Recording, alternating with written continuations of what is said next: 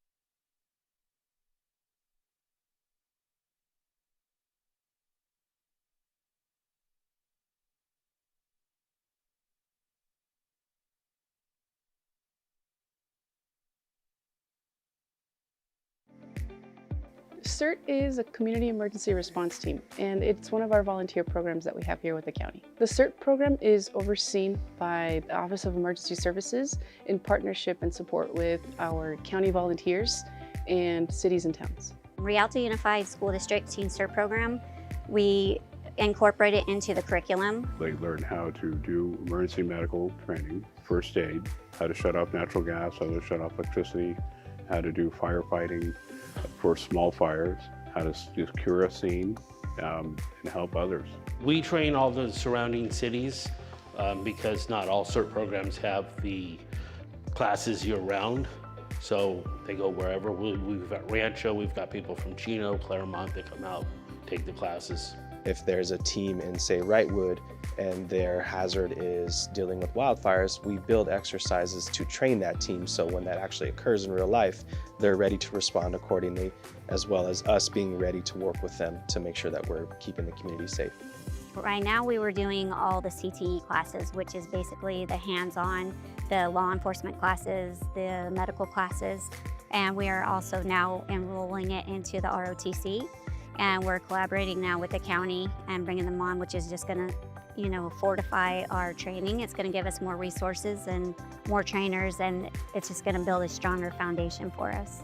As we are building up our teams, we want to keep our team engaged because thankfully we don't have disasters every day. So with that, we have exercises coming up, we have trainings, so that way you can practice the skills that you've learned in the basic trainings and some of the other trainings that we hold throughout the year. So we have a lot of fun, exciting things coming up planned for 2026, and we encourage everybody to be a volunteer and support the county. Join not only for yourself, but also for your family.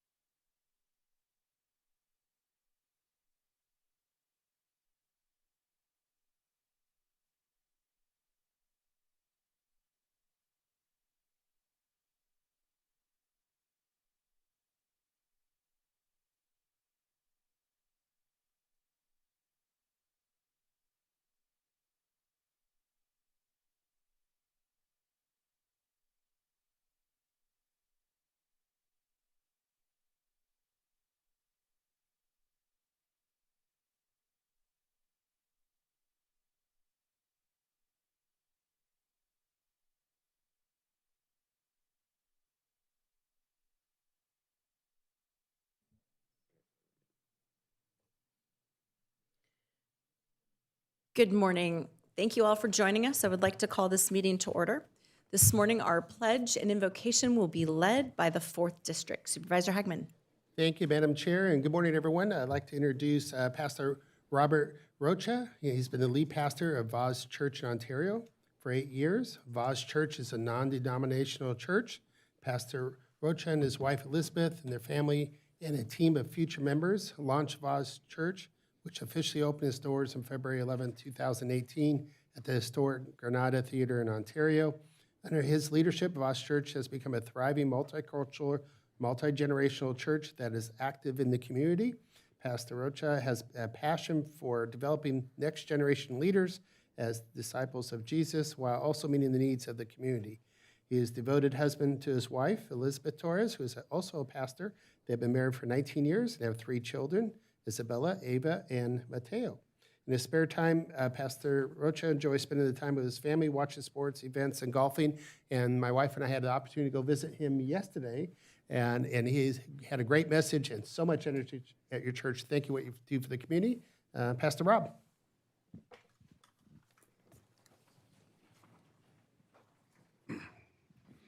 Good morning, and I would like to thank Supervisor Kurt Hagman and the County of San Bernardino for the opportunity and the privilege to lead this invocation and the pledge once again for today's Board of Supervisor meeting. I'm truly honored to be here.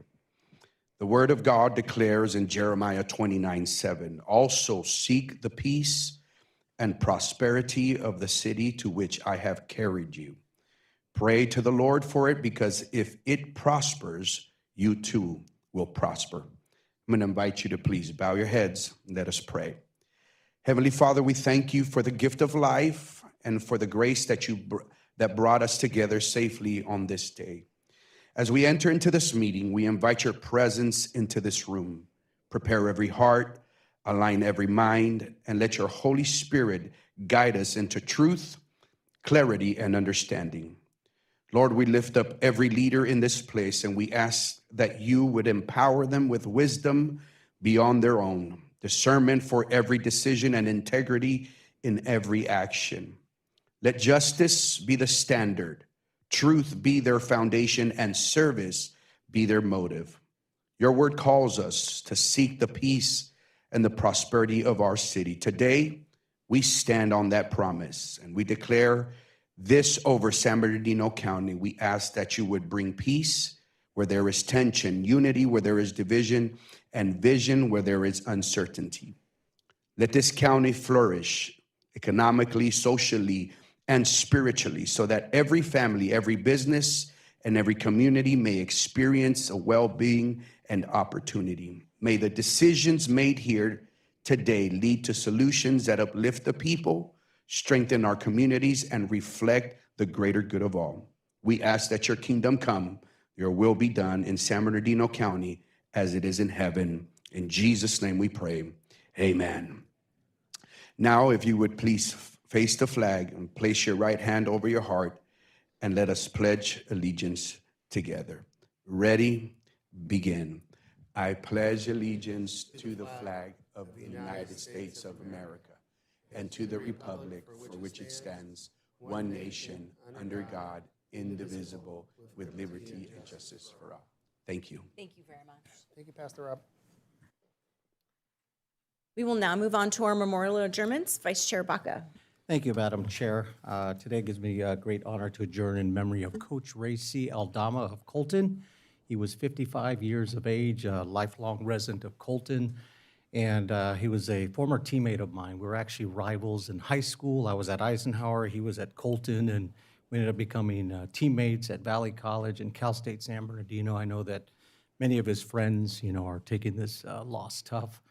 He was a well-respected coach at San Gorgonio High School and teacher, physical education teacher, great athlete, a great human being, and, just a good person. And, it's very personal for me because, my father grew up with his older brothers. Beaver, Sal, Chito, longtime family friends. So this is a hard one. And I actually went to high school with his niece, Angela. So, heart goes out to the Aldama family. Thank you, Madam Chair. Thank you very much. Supervisor Cook. Supervisor Armendariz. Supervisor Hagman? Yeah, thank you, Madam Chair. I'd like to also adjourn in memory of Freddie Contreras. Freddie Contreras was a devoted husband, loving father, and proud grandfather who cherished his family above all. He enjoyed spending time with his wife and children, especially treasured moment of his grandson. He's a dedicated, hardworking man. Freddie served over 20 years with the California Department of Corrections and Rehabilitation, beginning his career at the California Rehabilitation Center, CRC, in 2001. He was known for being kind, caring, and deeply supportive husband and father. Freddie passed away suddenly on April 19th. He's survived by his beloved wife, 2 daughters, son, and grandson. Our thoughts and prayers with the Contreras family during this difficult time. Thank you. Thank you very much. I would like to adjourn in memory of Marjorie Smith, who passed away on April 21st. Marjorie was a driving force behind the Morongo Basin Volunteer Organizations Active in Disasters, also known as VOAD. She was a dedicated volunteer with the American Red Cross, and she helped organize disaster preparedness expos in Yucca Valley, encouraging residents to stay alert and help each other during a time of crisis.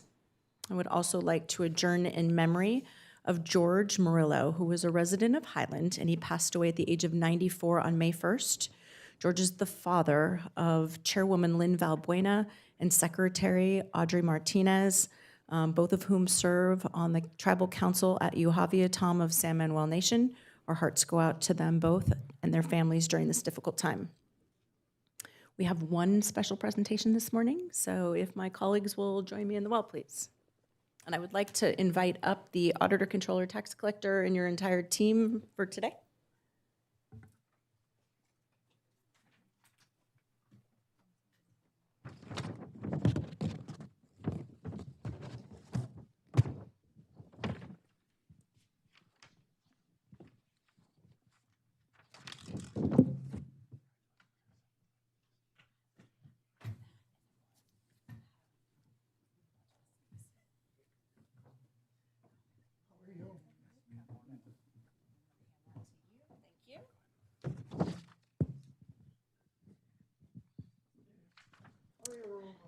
Come on, everybody, we'll jump in here. This morning, it is our honor to present 3 financial reporting awards to the Office of the Auditor, Controller, Treasurer, Tax Collector for fiscal year ending June 30th, 2024. The first 2 awards are from the Government Finance Officers Association. The Certificate of Achievement for Excellence in Financial Reporting is the premier indicator of excellence in governmental accounting for the preparation of the annual comprehensive financial report.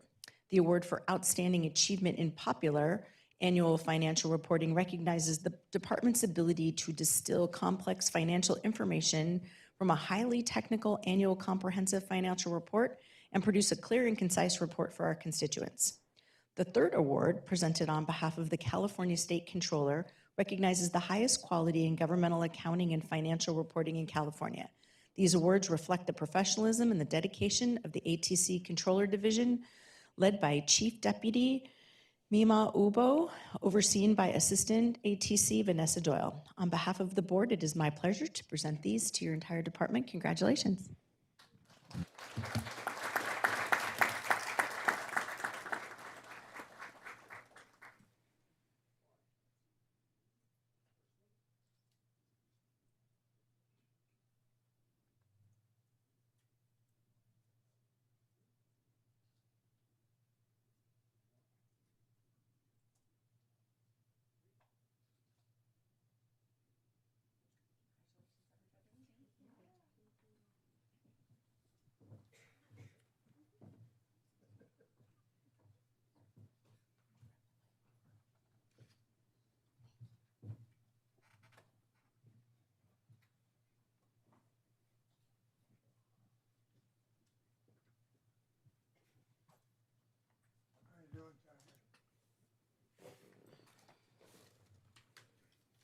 We will now move on to our reports from our County Council. Laura. Thank you, Madam Chair. I have nothing to report. And reports from our CEO, Luther. Thank you, Madam Chair. I wanted to take a moment and report that the county has received the Government Finance Officers Association Distinguished Budget Presentation Award, that is a mouthful, for fiscal year beginning July 1st, 2025. This is the highest form of recognition in governmental budgeting, It's not uncommon that our finance office wins this award, but what is unique this year is for the first time ever, the county also received a special recognition for our budget, specifically for strategic goals and strategies. So pretty cool. It's a meaningful accomplishment, a reflection of the strong partnership across the organization. So congrats to the board for their support in our budget. We'll be having actually a discussion item about that later today. And Matthew, our CFO, thank you, Matthew, for his commitment to excellence.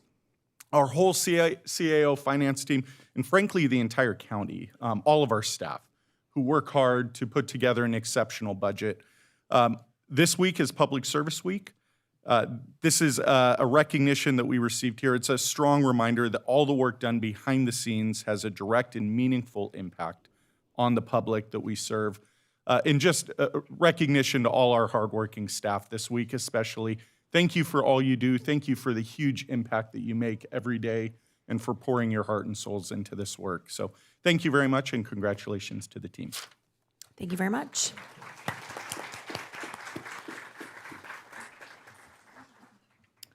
All right, that brings us to our individual board member comments. Vice Chair Baca. Thank you, Madam Chair. I just want to echo the CEO's sentiments on Public Service Week. I want to thank all our county employees for the great work you do. Just incredible for the amount of individuals that you service in their community. So hats off to all our county employees, all the departments. Also want to announce that in Muscoy, as a result of our $2.1 million American Rescue Plan Act, they were able to complete a 83,500 square foot outdoor learning center, which includes a sensory garden, outdoor classrooms, basketball court, futsal court. This has been a great investment for the Muscoy community, which is clearly a highly underserved community. So congratulations to Muscoy Elementary School. Had the opportunity to attend with my colleague, Chair Rao and Supervisor Armendariz, the service pin recognition for all the recognition, many, many years, 25 plus years for all employees. So congratulations to all those employees that continue to serve our county. I want to congratulate our county staff and all our departments for doing a tremendous job for your Take Your Child to Work Day. And I think it's just a great experience for all of us, board members and staff, to really expose their kids to that, but really get to bond it, and for the families to get to see what their parents do at work, and also even considering coming back at some point in time and working for the county of San Bernardino. But I think it continues to grow every year and continues to be more and more successful and fun for all the employees. I attended the Children's Memorial Flag raising event with my colleague, Supervisor Armendariz, just so they could recognize those children that have lost their lives due to violence. I think it's an important and critical time to recognize and make sure we continue to support our children throughout the community. Also went to the Arrowhead Grove check award ceremony, which was here in San Bernardino on Baseline and Waterman. We accepted a check for $3 million from Congressman Aguilar to invest in 132 new affordable housing projects in the city of San Bernardino. Currently, the county has given $5 million, which will allow for 92 additional units, which is under construction now, but this will also add a phase 5, which is really, really great. I want to thank Public Works and County Code for the great work they did during the Bloomington and Muscoy Earth Day cleanup. It was a great turnout. I want to thank all the volunteers, but one of the great things is our Sheriff's Department arrested an individual, and also they removed an encampment, which is just an eyesore to the community. So hats off to our county code enforcement for removing that big encampment. Thank you for doing that. Also, our office we hosted a fentanyl film screening contest here in San Bernardino, where our students throughout our local high schools submitted videos, and the winner was recognized with a scholarship. So we had 4 scholarships that were awarded for the amount of $1,500 to those students in schools. Just a great event to bring fentanyl awareness to our community. Also, we attended the County Employee Excellence Recognition along with my colleagues, Supervisor Chair and Supervisor Hagman, where 58 employees are recognized for the great work they continue to do in our county. Congratulations. Also participated in the Donate Life Month flag raising event at ARMC. Want to thank Andrew Goldfrack and the team for putting that together as they continue to get donors, which is very, very critical. And then this afternoon, there's going to be a check presentation for $2 million as we look at potentially investing in phase 3 or phase 2 of our local animal shelter. I want to thank Congressman Aguilar for his continued investment in our county. He continues to deliver for our county. So thank you, Congressman Aguilar. And just want to highlight a few board items. Item 31, the HUD Action Plan, which will be $1.27 million investment in the Colton Unincorporated area for ADA ramps and sidewalks. And also, there's a plan for affordable housing for 5th and Meridian, which borders the city of San Bernardino, and Rialto, which will bring 106 affordable units, which is great, 22 for units aging out foster youth, so this is a great investment. Also, item 43, want to thank our preschool services department for making a $10 million investment for upgrading all our classrooms, which will give our kids and our preschools the opportunity to compete with other schools in all kinds of technological investments. And the last thing is we continue to invest in our animal care group, item number 48, which is to make sure that we have housing and look at a more regional approach to our animal care. Thank you, Madam Chair. Thank you very much. Supervisor Cook.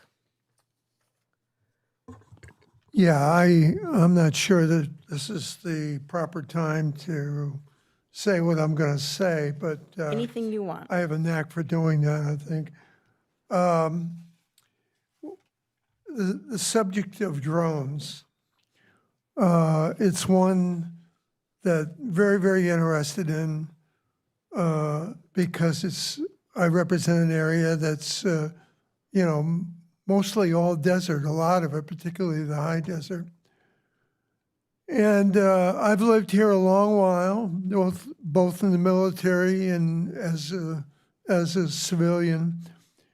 And we have a history, quite frankly, at least in my district, the Mojave Desert, where somebody gets lost, they're out there hiking or what have you, and we never find them.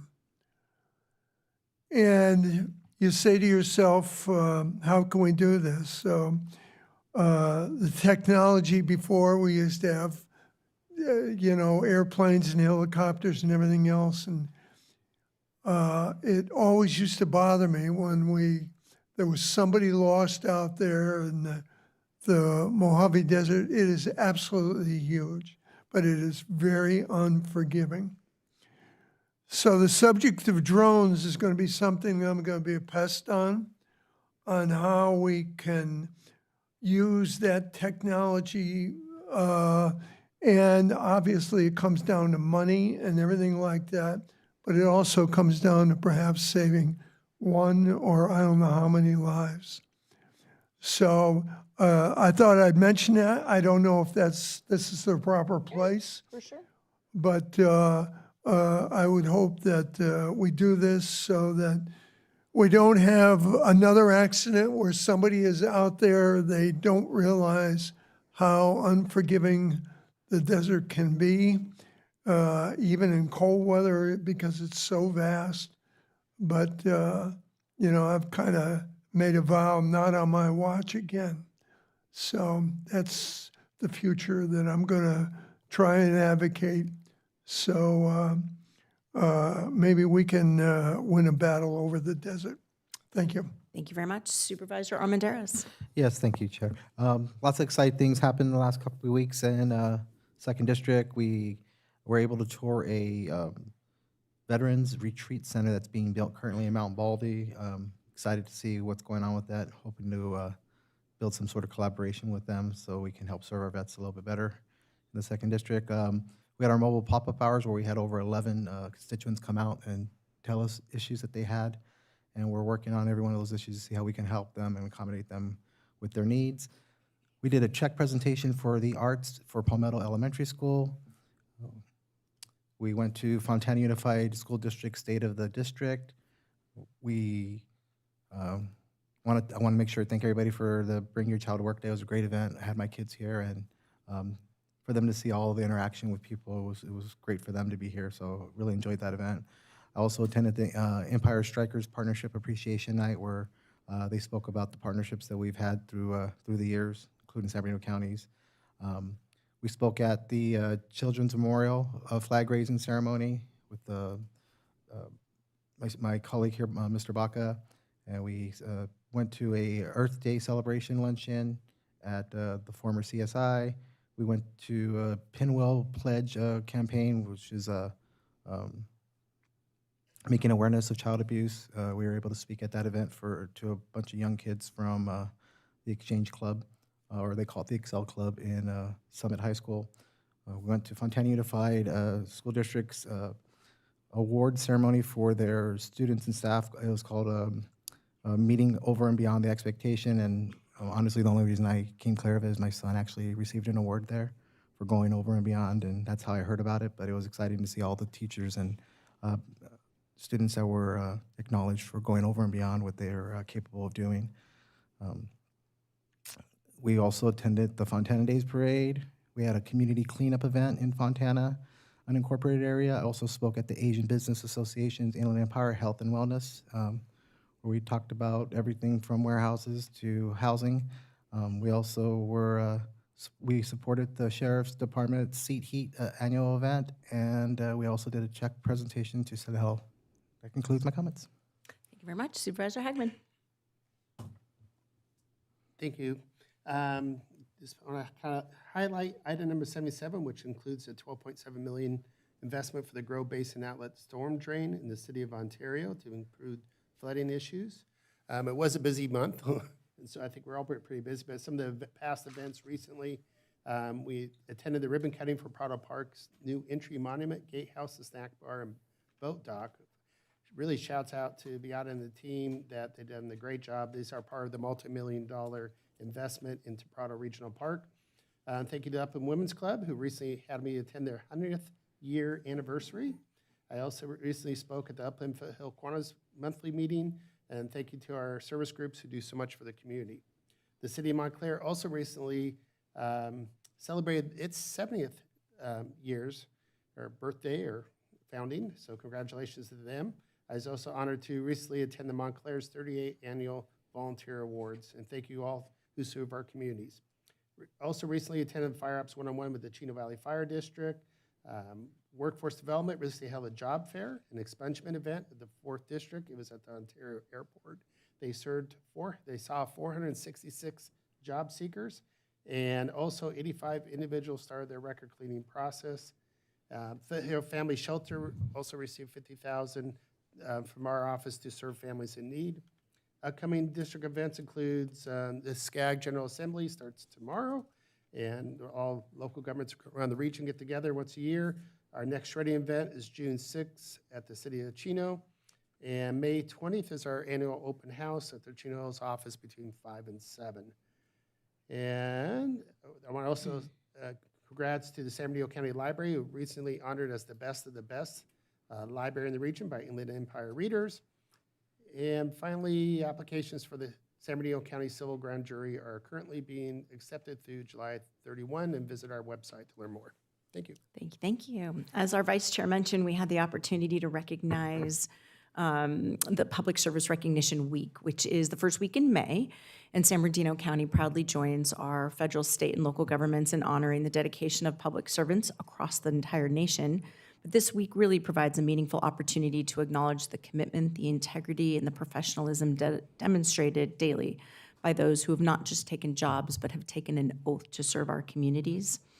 On April 29th, the county proudly recognized this year's Public Service Awards recipients, celebrating staff from across all of our organizations who have demonstrated exceptional service to our communities. Congratulations to all of the recipients, and thank you for your dedication to the county and the departments that you support. We have a free chipping program coming up. As wildfire season approaches, residents of the 3rd District who have cleared vegetation around their homes can take advantage of free wood chipping programs provided by the local fire safe councils.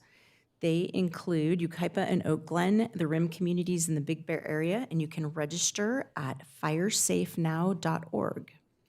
And I would like to mention, as I wrap up my comments, that we have a number of speakers signed up on items not on today's agenda for the Lone Pine Canyon Quarry project. That project is still going through the planning stages. This board will not be hearing that item anytime soon, but it is in the planning stages, and public comment is open to be received in the Land Use Services Department, and you are more than welcome to stay and give your comments here at the board. The appropriate time and place for it to be considered is within the Land Use Planning Department, and that department is right across the lobby.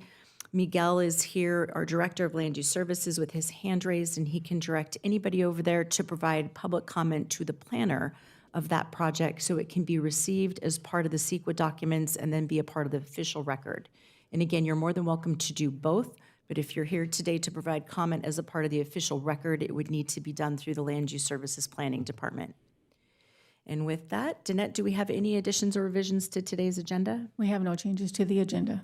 Thank you, Madam Chair. Do we have any board members wishing to disclose any conflicts of interest on any items? All right, seeing none, we will move on to our consent calendar, which today consists of items number 2 through 81. And I have a number of requests to speak on consent. We will begin with Maria Gamboa, followed by Amethyst Yates.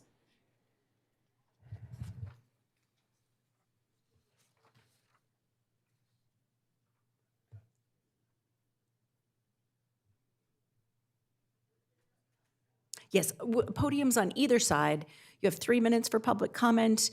When you're down to your last 30 seconds, it will turn orange, and then it will flash red at the end of the 3 minutes. And begin whenever you're ready.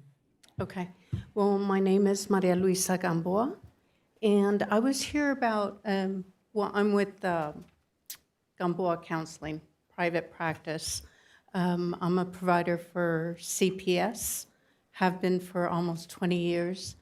And I was here about a year ago, not quite a year, and you really helped me out. My issue was I hadn't been paid for about 4 months, and after speaking here, I got all my pay within 2 weeks. So that was a huge success, so I just want to thank you for that. While I was here, I got the impression that you were very interested in the functioning of that program. It's the CAPS program.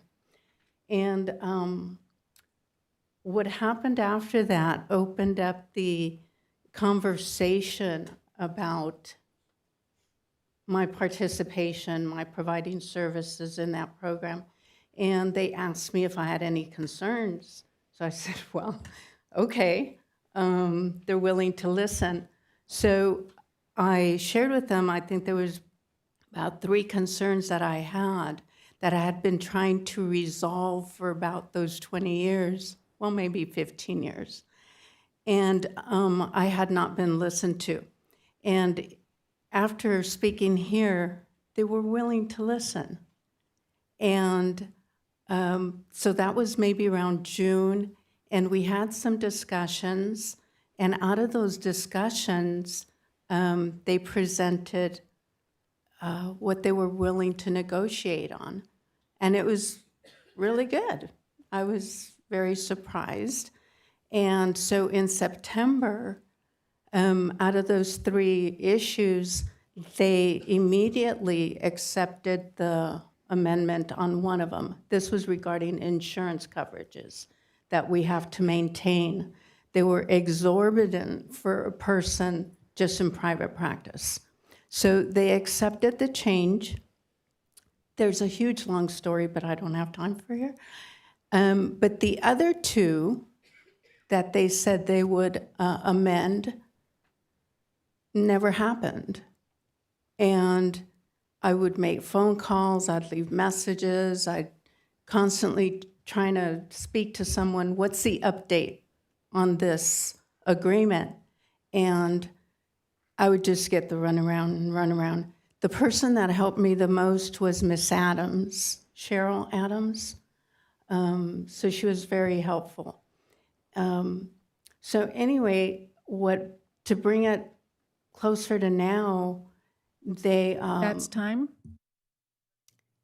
You're out of time, ma'am. Thank you. Amethyst Yates, followed by Andrea Myers.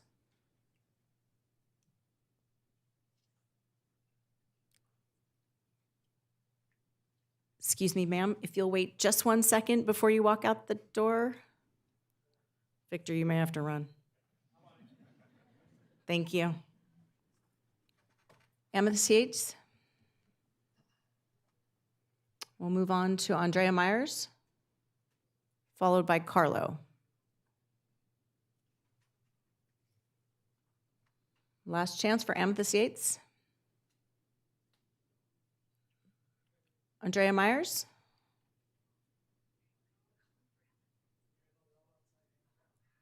All right, and then we'll move on to Carlo. Good morning, sir. Good morning, board. Good morning, everybody. It's a pleasure to see everyone here. So, the item that I want to speak about is the programs run by and contracts offered by CFS. There's a substantial amount of money, okay? A substantial amount of money that I cannot, nor can the director of CFS, when I spoke to her, guarantee that these services from removals were based on false allegations. It's pretty much a kidnapping industrial complex. There's a lot of money that the taxpayers are paying to support these programs, businesses, and we cannot guarantee that these kids were not removed from false allegations, but we're spending all this money with no accountability. Do you know the heartbreak people feel, these families feel? These professionals in their suits, lawyers, judges, and then they have to go do these services. Once they complete the services, CFS still says, hey, guess what? We're still going to adopt your kids out. Where's the accountability for this? There is none. So if you're not going to go ahead and give the kids back after providing all these services, then why pay for them at all? We have kids in group homes getting beat up, raped, tortured, starving. Where's the accountability? I asked the director herself. When she was outside here and I spoke to her, she said, there's a difference when a woman grows a child and when a man does it. So if this is the kind of leadership we have, then I should suggest we start over.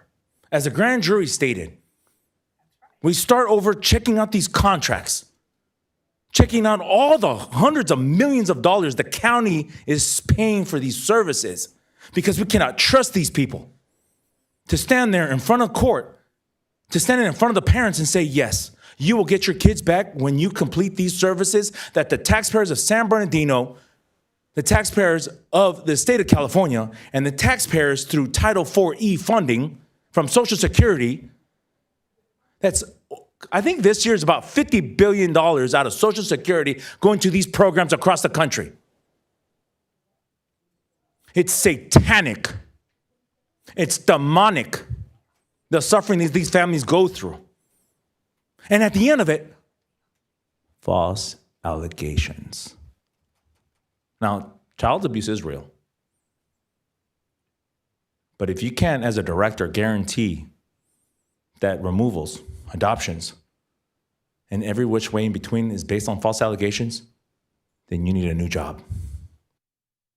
Thank you. That is the last request to speak that I have. Do I have any board members wishing to pull an item for discussion? Second. I have a motion by Supervisor Hagman and a second by Vice Chair Baca. All those in favor? Aye. Any opposed? Any abstentions? With that, the consent calendar passes unanimously. Thank you very much. We will now move on to our discussion calendar. And starting with item number 82 is a report regarding implementation of remote public participation for Board of Supervisors meeting and outreach plan being presented this morning by Stephanie Shea.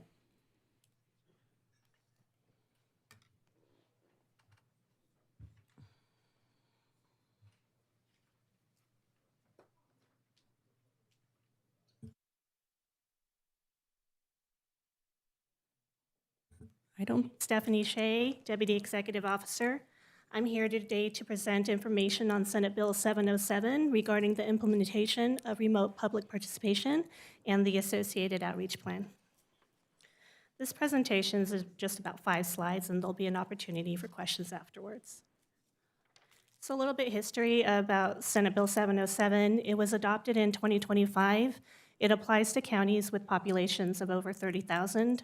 And it will require counties like ours to provide remote options for public participation to engage those members of the public who wouldn't traditionally participate in board meetings and offer them the chance to participate remotely.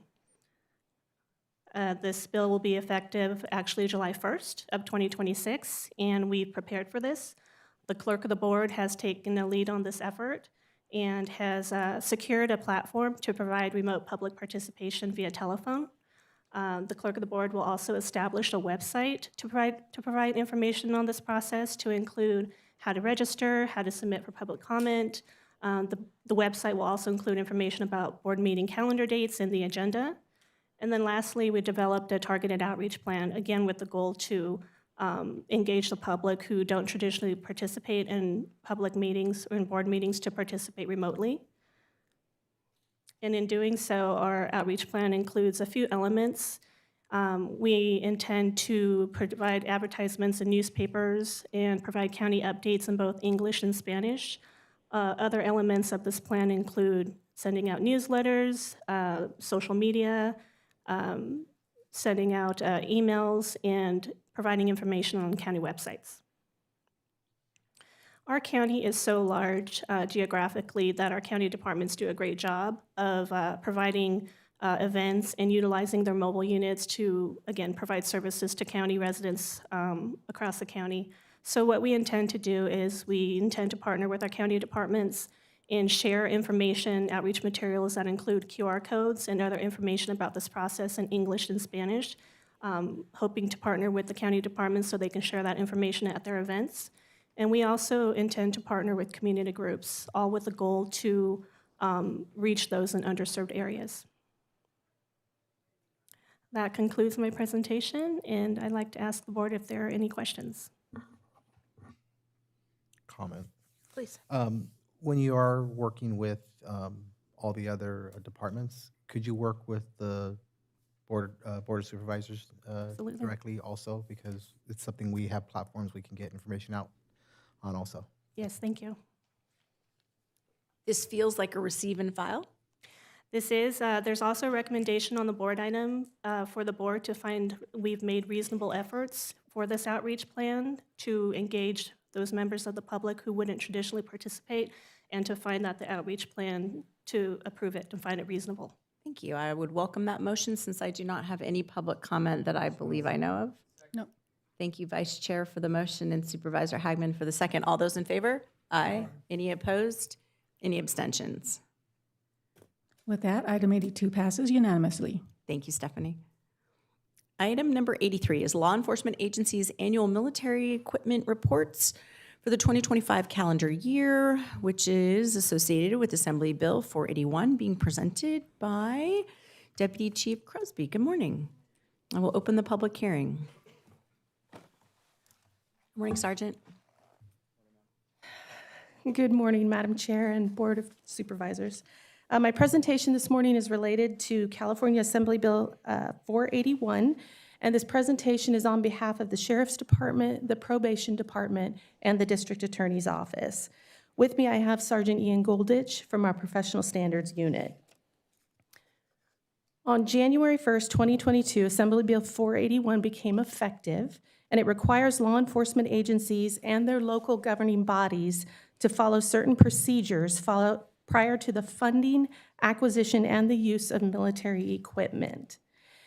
AB 481 defines certain law enforcement equipment as military equipment, and here I'd like to just clarify that for purposes of this presentation, military equipment does not necessarily mean equipment that is used by the military, but it is equipment that the California legislature defined for law enforcement to track as military equipment. Example of what is defined as military equipment for our purposes is listed in the PowerPoint.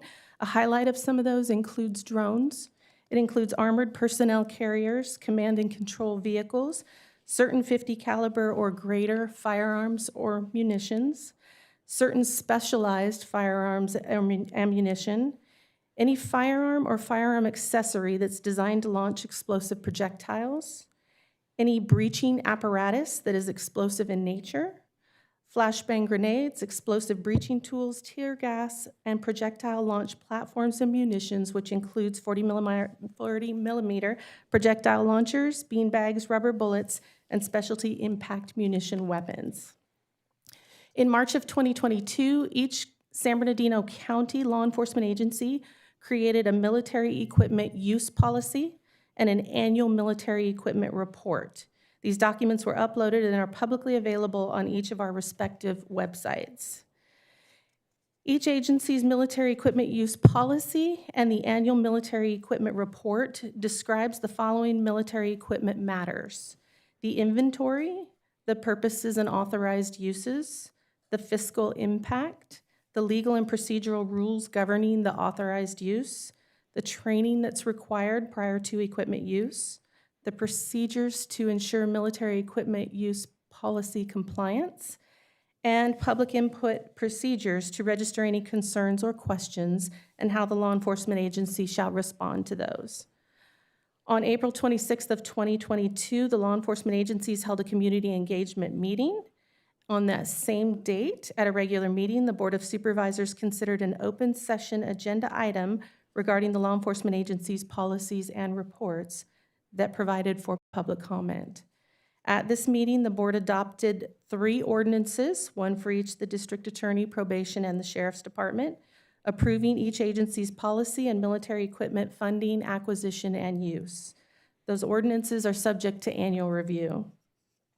In adopting the ordinances, the board found that the law enforcement agencies had complied with Government Code Section 7071 and that the military equipment followed these guidelines. Number 1, it was necessary because there was no reasonable alternative that could achieve the same objective of officer and civilian safety. Use policies would safeguard the public's welfare, safety, civil rights, and civil liberties.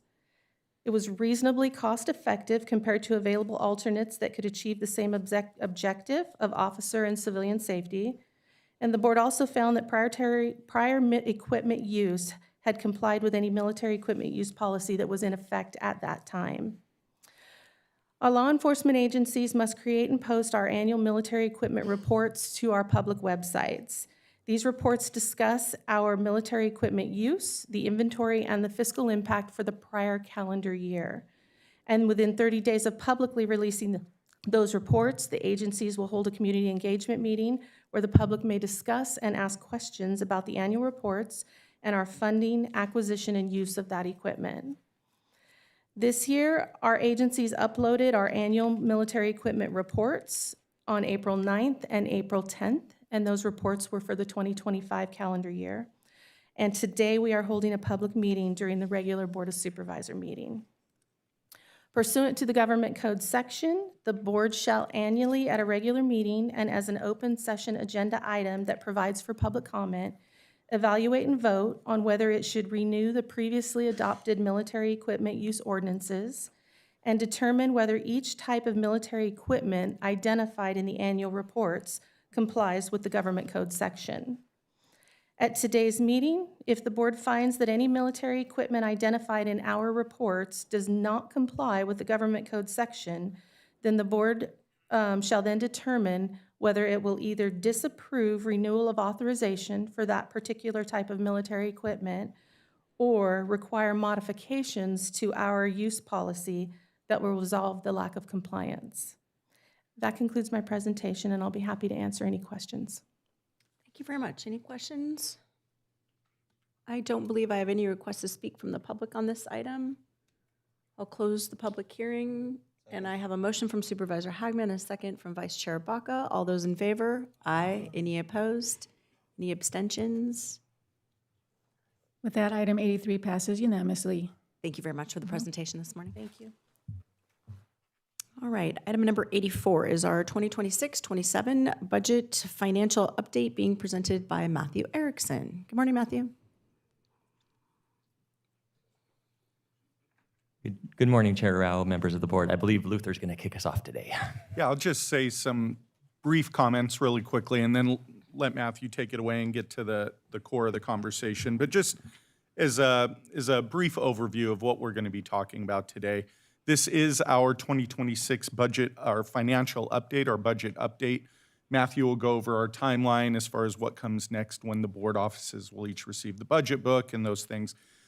I'll just briefly touch on our county's fiscal strategy, some of the high-level headwinds that we're foreseeing. Matthew then will jump into the meat and potatoes, the 5-year forecast, as well as our funding priorities that we're going to be recommending to the board as part of that. Next slide, please.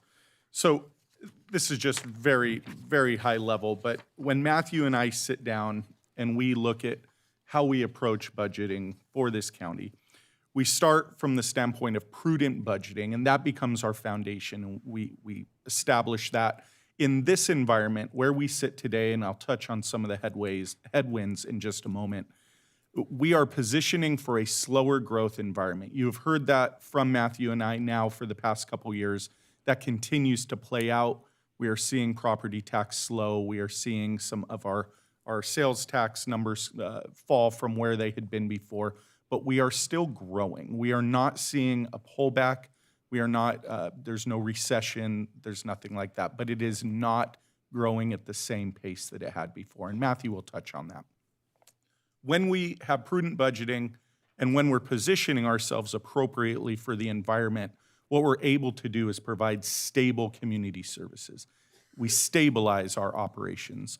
We kind of cut the peaks and valleys off, and we ensure that we operate within the range to provide consistent and stable services to our public. That is Matthew and my goal when we sit and we approach the budget and what we intend to recommend to the board.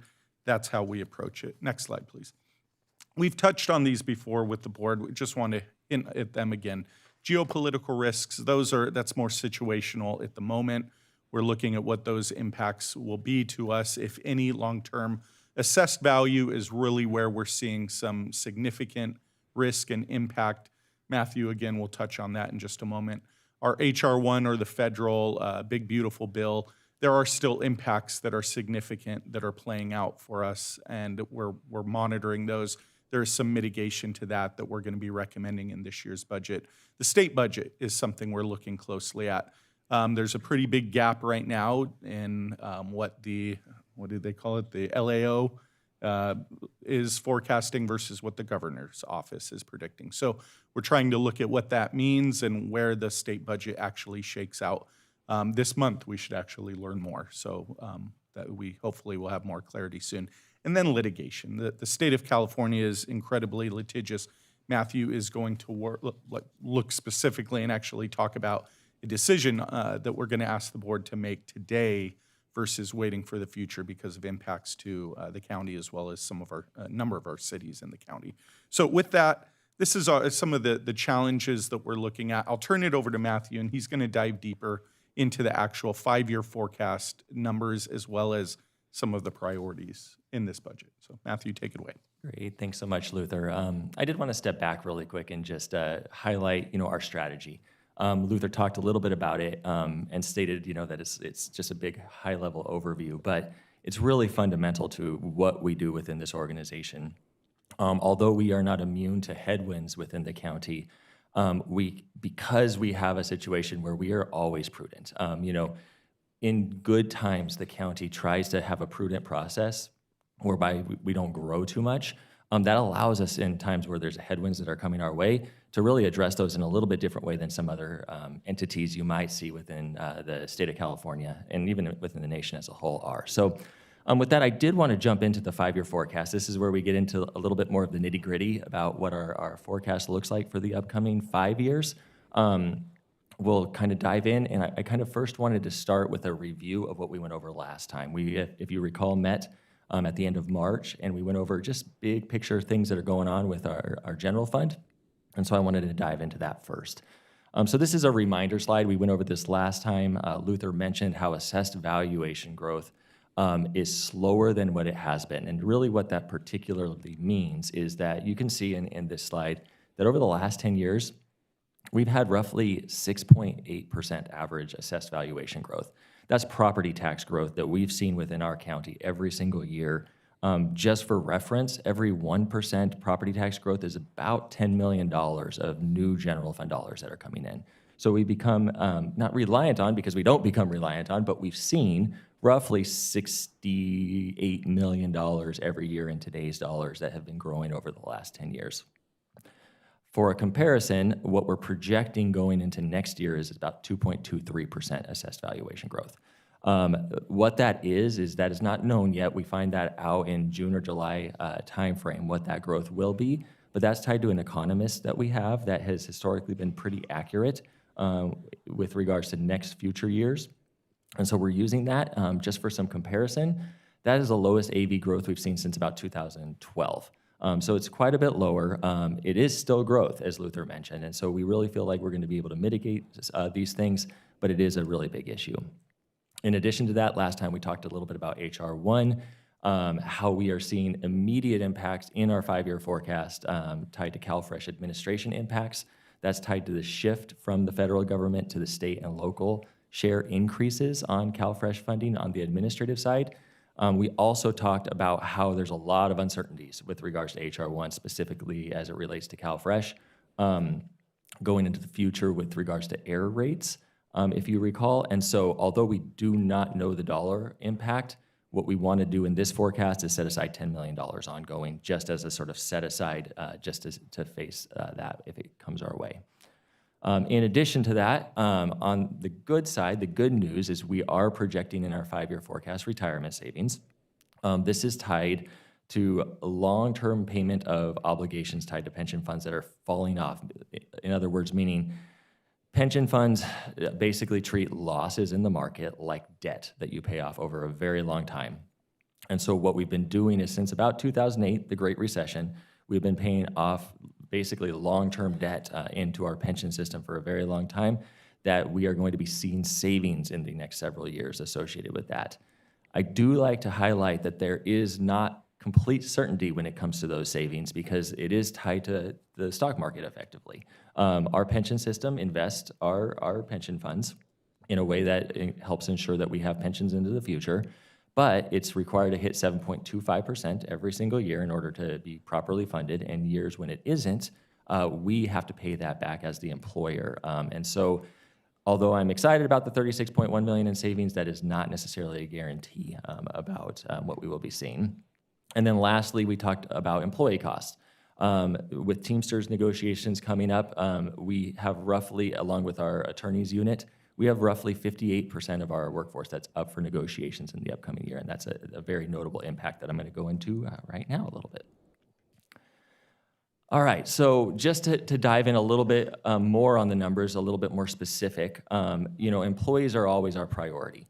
When we look at our forecast, and I'll go over this in a second, what we tend to do is try to be very careful on our revenue projections, but we also like to be aggressive on our cost projections, meaning we like to plan for every possible cost that we can think of within our 5-year forecast. And so what we have is a pretty big variability with regards to our employee cost going into our 5-year forecast. The way I've broken this out is what has been approved by the board so far. So we have negotiated MOUs right now that are already gavelled. The board has approved.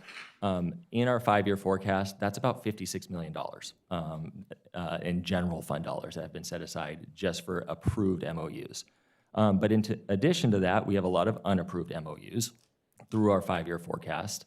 What we historically do is just we plan, or I say we plan, what we put in the forecast is tied to historic MOUs that have been given, and we just project those out. So it's similar to what we've historically given is what we put into our forecast.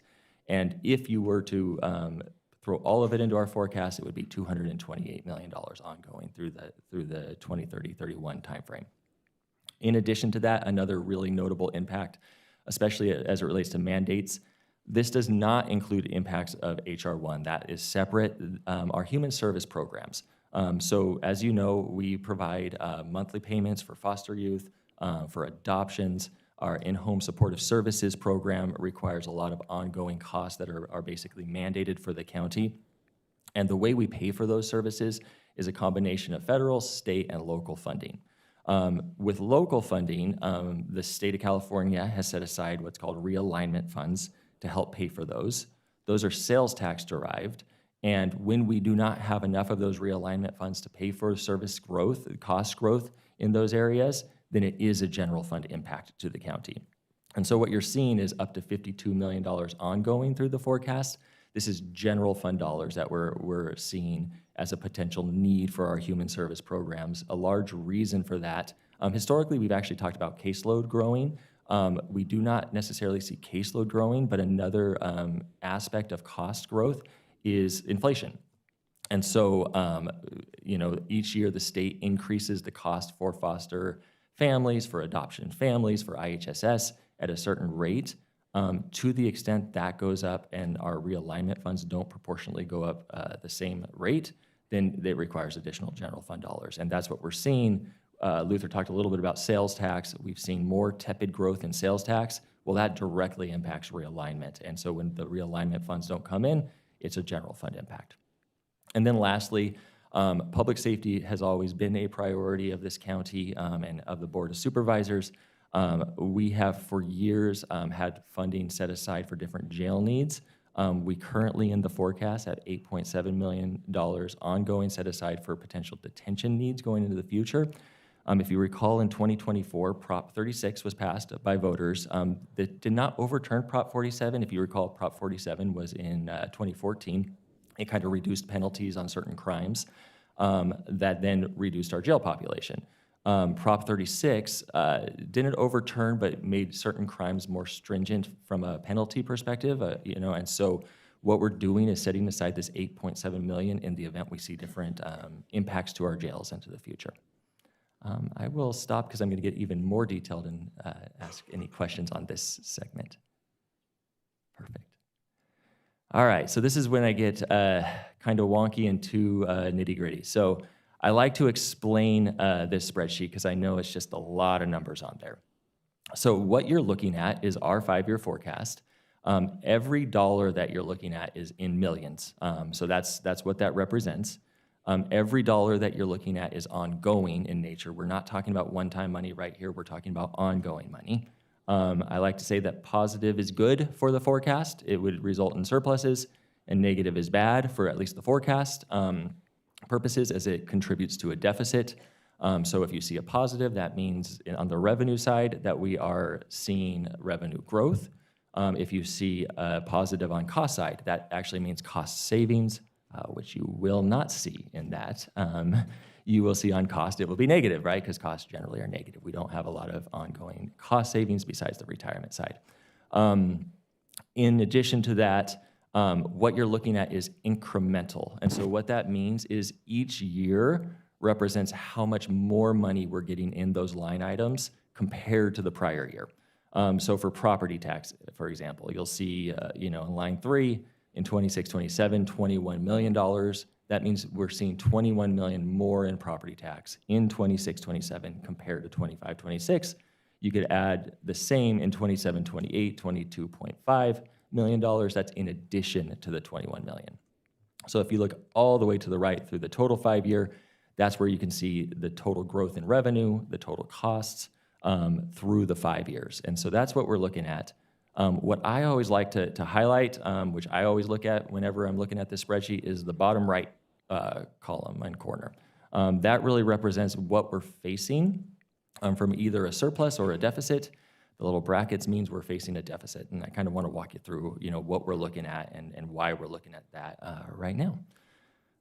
So as you know, as a county, we are always very careful in our budgeting, and you can see that by the line 1, the ongoing carryover.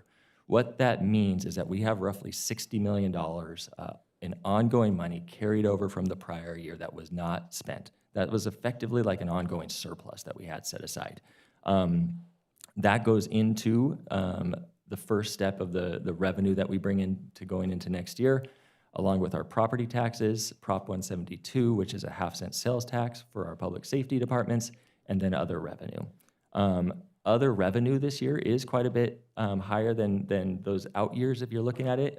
We're looking at $29 million. That is mostly tied to, interest earnings. We've talked about this a little bit in the past, but we are seeing with historic highs in rates on the Federal Reserve side of things that our treasury pool, our county treasury pool, is making roughly 4% right now in yield or in interest earnings every single year.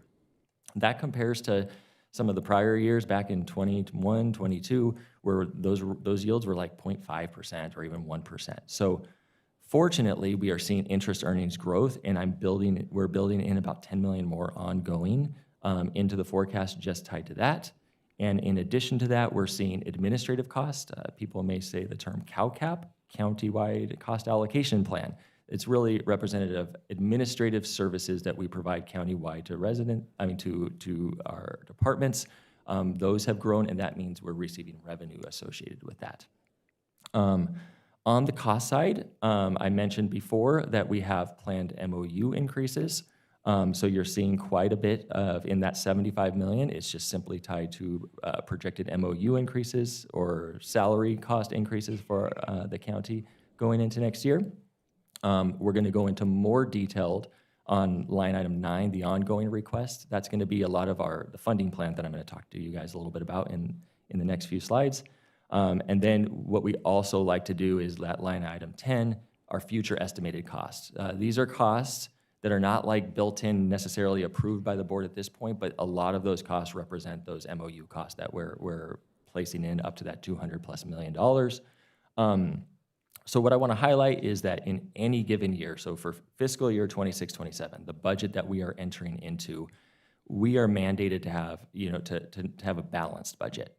That just simply means that our revenues match our expenses for the year. That's what we're mandated to do as an organization. What we like to do is go a step further and see how we're doing on an operating side of things. And when I say operating, make sure our ongoing revenues match our ongoing costs. So what you can see is in 26-27, if you look at that line 13, we have a $32 million surplus going into this year. That's great, but what we also see is that we have deficits that we're going to be having to take care of in future years. That really is primarily as a result of the property tax that is not growing quite as fast as what we have gotten used to over the last several years, along with some, our costs that are built in as well. What I do want to highlight is that, we definitely, although it's, it is a bit of an issue that we want to be focused on going into the future, it is not something we are overly alarmed at. It is something that Luther and I are paying obviously close attention to. I like to highlight that this is a forecast. It is not like I know for certain what is going to happen, even beginning in 27-28. We are paying a lot of attention to the property tax side of things because that will tell us a lot going into July. What's going on. We do like to be careful, but obviously we try to project out so that we are not overestimating our revenues, and that's certainly my hope this year. My hope would be that some of those revenues would come in better. In addition to that, those future estimated costs also are not approved by the board at this point. So what that means is we do have over $180 million in costs that are projected that are not necessarily approved. Those are certainly costs that we would be looking at to help mitigate any deficit if we had to going into the future. So as mentioned, we like to take a measured approach so that we don't overcorrect for anything in any certain year. Any questions on that? Because that's the 5-year forecast for you. All right. Each year we do talk about new county priorities. And so this is where we do, even though we're facing some challenges going up into the next several fiscal years, fortunately, we as a county are always prudent. I mentioned we had I'll go back real quick. We have that $60 million in ongoing carryover. What ends up happening to our budget is we have one-time funds that are then available to then allocate for a lot of one-time purposes. And so I want to jump in, there we go, to the next slide. So despite, some challenges that are headed our way, we really have an extraordinary amount of targeted investments, going on into next fiscal year. Of that $273.7 million, most of that is one time. So we're talking 258, almost 260 million of one-time costs that we're wanting to build in or investments for next year that we're planning for, along with roughly $15 million in ongoing general fund allocations. And I should step back for a second. This is all as it relates to general fund that we're talking about going into next year. Pretty exciting. We've got several different things that we're looking to do. I'm just going to highlight a few of those. So on the supporting vulnerable populations, we've got $22.3 million to really support our underserved individuals within the county. One that I wanted to highlight is we are recommending to set aside $5 million to support our reentry population. And so one of the things that we're considering and looking at as a county is a New Beginnings campus in the Glen Helen jail area. And that's a program that the sheriff is working with behavioral health and several other departments, including workforce development, to look at many different potential ways by which we can reduce recidivism within the county, but more importantly, trying to reduce homelessness of our jail population as they're reentering, the population. In addition to that, I wanted to highlight development assistance. One of the things that we did a few years ago, the board did, was set aside funding in a reserve to help with permit backlog. So we are looking at using some of that reserve this year to continue to help land use services with different permit backlog. And I also wanted to highlight that, a few weeks ago, during the board meeting, we talked on fees. We talked about how land use, we didn't want to increase fees too high in relation to a lot of our developer and developer community. And as a result of that, we talked about needing to maybe subsidize land use services a little bit this year in order to ensure that their budget is balanced. We did that in this as well. It was about $0.4 million. Also exciting is on the community service side. We've got $2 million. We mentioned it a little bit earlier. I think it was mentioned about the animal shelter in Bloomington. And so we're recommending to set aside $2 million ongoing to support that new animal shelter for the operation side. That will be set aside in a reserve that we're recommending as we continue to work through and develop the staffing plan, but we did want to ask the board to set that aside on an ongoing basis. On the capital needs side, we are always doing a lot within the county on the capital needs side. We have $77.2 million for a wide array of different projects. A couple notable is on the public safety side specifically. That's where a lot of the one-time funding is going towards. There is a need in the high desert for the district attorney to have a new office. And so we are using $11.5 million of a reserve that would be set aside to begin starting that project. And a little bit over $30 million is being recommended to be allocated to the Sheriff's Department for a lot of different capital projects. Their Scientific Investigations Division building is in need of a new building. I know their Specialized Enforcement Division they're looking at, a new building need. In addition to that, Big Bear has a patrol station that they are looking to, I believe, refurbish or improve. And so there's a wide array of capital projects, but a lot of the focus is on the public safety side. In addition to that, I want to talk a little bit about innovation and technology. And so, yes, we have $57.5 million. What I'm most excited about for me, because every time I can set aside money in a reserve, I'm excited, is roughly $25 million we're recommending to set aside in an enterprise system replacement reserve. You may have, on the board today, on consent, the board allocated $40 million from a reserve for our new human capital management system. That's a huge enterprise system that we are going to be looking to implement over the next several years. What we thought is it would be great. We have a lot of reserves set aside for asset replacement. We have a reserve set aside for building replacement. The next step is enterprise systems. We have a lot of enterprise systems that cost in the $10 to $20 to $30 million range every time we need to replace these. And so setting aside a reserve that's designated just for that will really set us up for the future, and we're excited about that. On the financial security side, and this is where I wanted to talk a little bit more, every year we do set aside and recommend to set aside money that just meets our 20% general purpose reserve that we have, our 5% ongoing contingency reserve that we have for uncertainties. But this year we have some issues with law enforcement liability.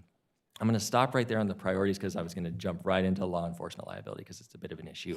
Are there any questions on our priorities? All right. Okay, so Luther alluded to a little bit, within the state of California, as we've talked a little bit about, it is quite litigious. What we find is that on specifically law enforcement, although it's a lot of areas within government, with the increasing litigiousness of not just the state of California, but what we see in the nation, we see claims getting higher, we see judgments at time getting higher, and it's really impacting our insurance. And so, we as a county are basically partially like a hybrid model of self-funded, and we have excess insurance. And so as part of being self-funded, we have a policy that the board has approved that we basically want to maintain our balances in any of our insurance funds at what's called an 80% confidence level. What that 80% confidence level means is that we roughly have 80% certainty that we'll be able to pay out claims in any given year. So that we are roughly 80% of the time we can pay out our claims, which is tied to our historical data on what claims has been. And so what this green bar is showing you is our projections, well, first off our 25-26 number, but then going into that, our projections into the future of what we would need from a balance perspective, how many millions of dollars that we would need to have set aside to maintain that 80% confidence level. That's those green bars.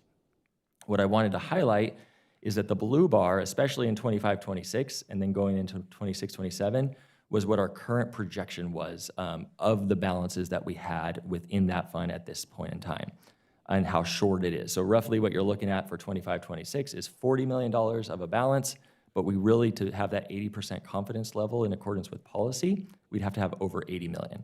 So we are definitely short, which has gotten me concerned. And that's one of those areas where going into the future even, we were looking at ongoing shortfalls, and really our policy calls for when we are short in that we are to build up our reserves over a 5-year period to hit that 80% confidence level.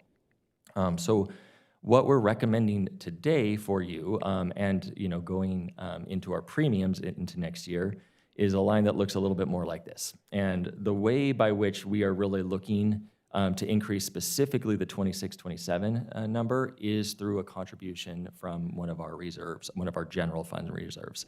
As you know, we set aside a lot of reserves for a lot of good reasons. And so we have a liability reserve that's at $25 million right now.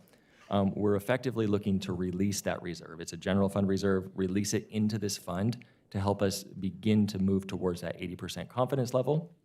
But we're not just recommending that we have, that $25 million liability reserve that we release.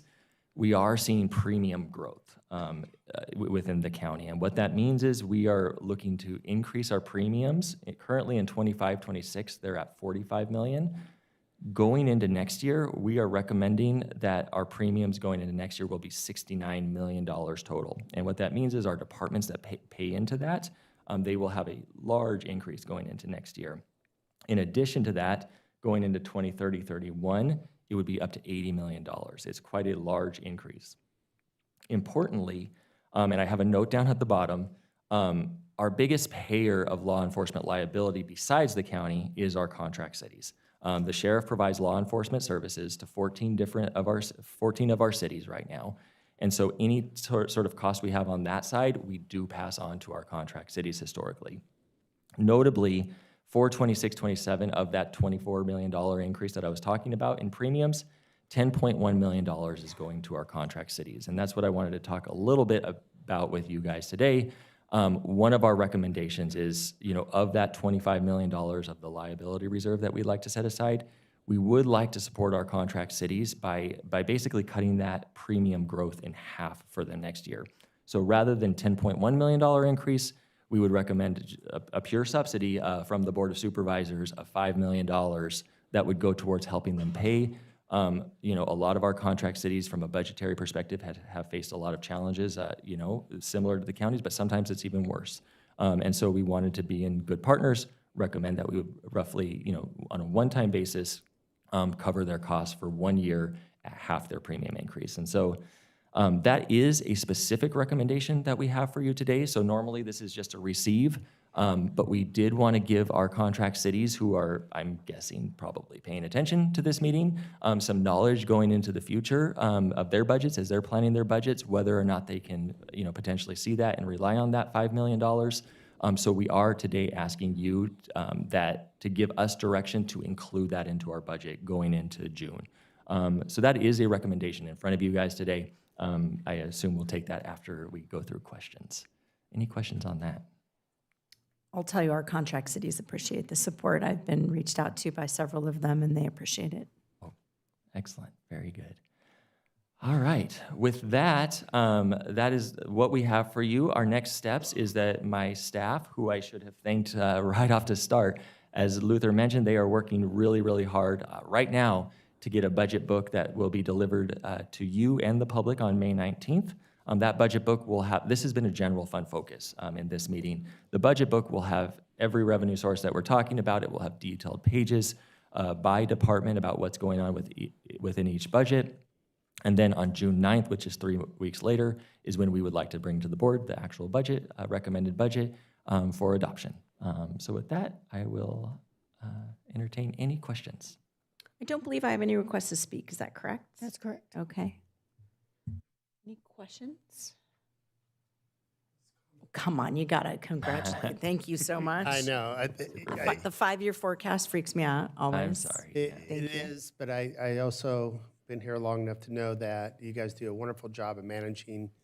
You're preparing for the worst, but hoping for the best as we go forward. Your team does a fantastic job preparing. Love the fact that we could take some long-term vision and strategic investments, not only for our residents, but our departments. That is also part of everything we do all the time, and that very thoughtful approach that you do. Even though we prepare for that worst, we hope those numbers change and that we have good outcomes going forward. But excellent work as always, and we'll keep pressing on. Thank you, sir. I'll move it when you entertain that. Supervisor Cook. Yeah, 100 years ago, you used to send people to Washington, D.C. To talk to people that could help you out with, you know, you needed money for a specific project or what have you. And usually you'd bump in, you'd have to go through the most difficult person to deal with. And I'm trying to remember her name, Dawn something or other, that I don't want to say she always said no, but she was the gatekeeper. Do you remember those days? I do. Yeah, she never got a Christmas card for 10 years or something, but that's another story. And I'm just wondering, because believe it or not, when you went back there and you talked to, particularly if you had a large project or what have you, you had something that you could talk to your elected representatives about and said, you know, we're desperate in San Bernardino County for this, for the following reasons. And unless they're stupid, they're going to meet with you and they're going to talk to you. And this is where they can always say no, but at least you get your day in court or day in Congress. And I used to look forward to that because, you know, a lot of things were going on and everything. You still do that where you have an agenda. It's almost like a game plan on how you pick out certain office holders, particularly the stupid ones like Cook back there. You know, you figure, well, he's dumb. He's a dumb Marine. We can get over on him and get another $100 million. Now, you never got that much money. I don't care if JC himself was back there. But if the source of the money is back there, I'm obviously advocating for a game plan on how you go back there, and you can be real nice, smooth, and everything like that. But that's oftentimes, depending upon the situation in Washington and what have you. But I want some of my colleagues there now to go through the pain of meeting certain disgruntled people from your home communities because it works.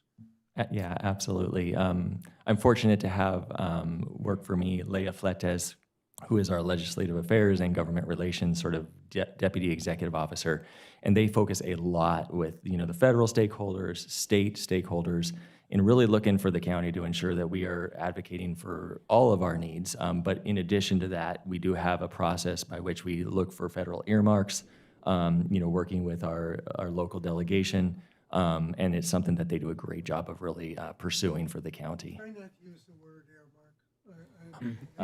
Yes, what was I? Budget allocation. Budget request. Very, very dangerous word. I don't like it. People in Washington don't like it.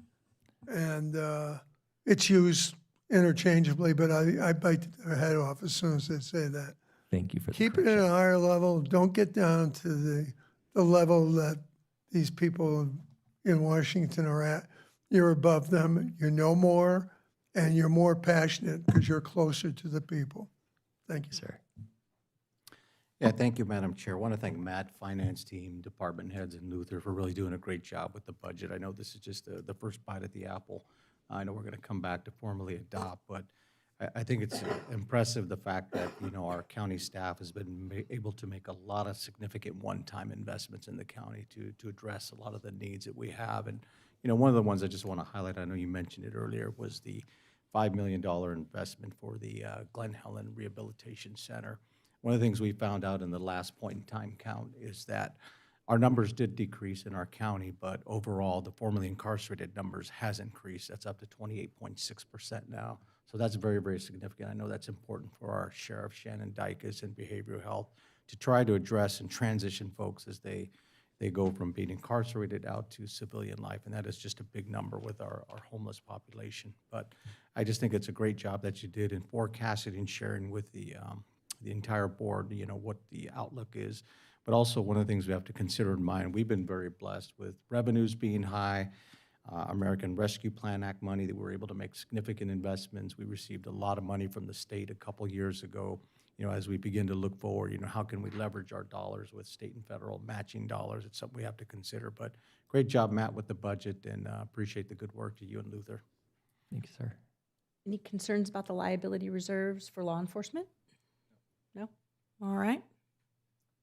Would you like to make a motion? So moved. Thank you. Thank you very much for the motion and second. All those in favor? Aye. Any opposed? Any abstentions? With that, item 84 passes unanimously. Thank you very much. Thank you, Matthew. Thanks to your entire team. Number 85 is the countywide unmanned aerial support workshop being presented this morning by Luther Snoke. I'll let Trevor take a seat, but in the opening comments made by Supervisor Cook, he talked about drones, and it's very timely because that is the conversation that Trevor, as well as representatives from Fire and Sheriff, will lead the discussion over the next 15 to 20 minutes or so to touch on. So I'll turn it over to Trevor, but I think he has a video that he's going to start with. Yeah. That we recorded this just to be safe. I wanted to do this as a live demonstration, but we thought this was a little smarter. So go ahead, Trevor. Yeah, thank you, Luther, and good morning, Chair, members of the board. I am Trevor Leja, Assistant Executive Officer with the county's Public Safety and Communications portfolio. So yeah, let's watch that video.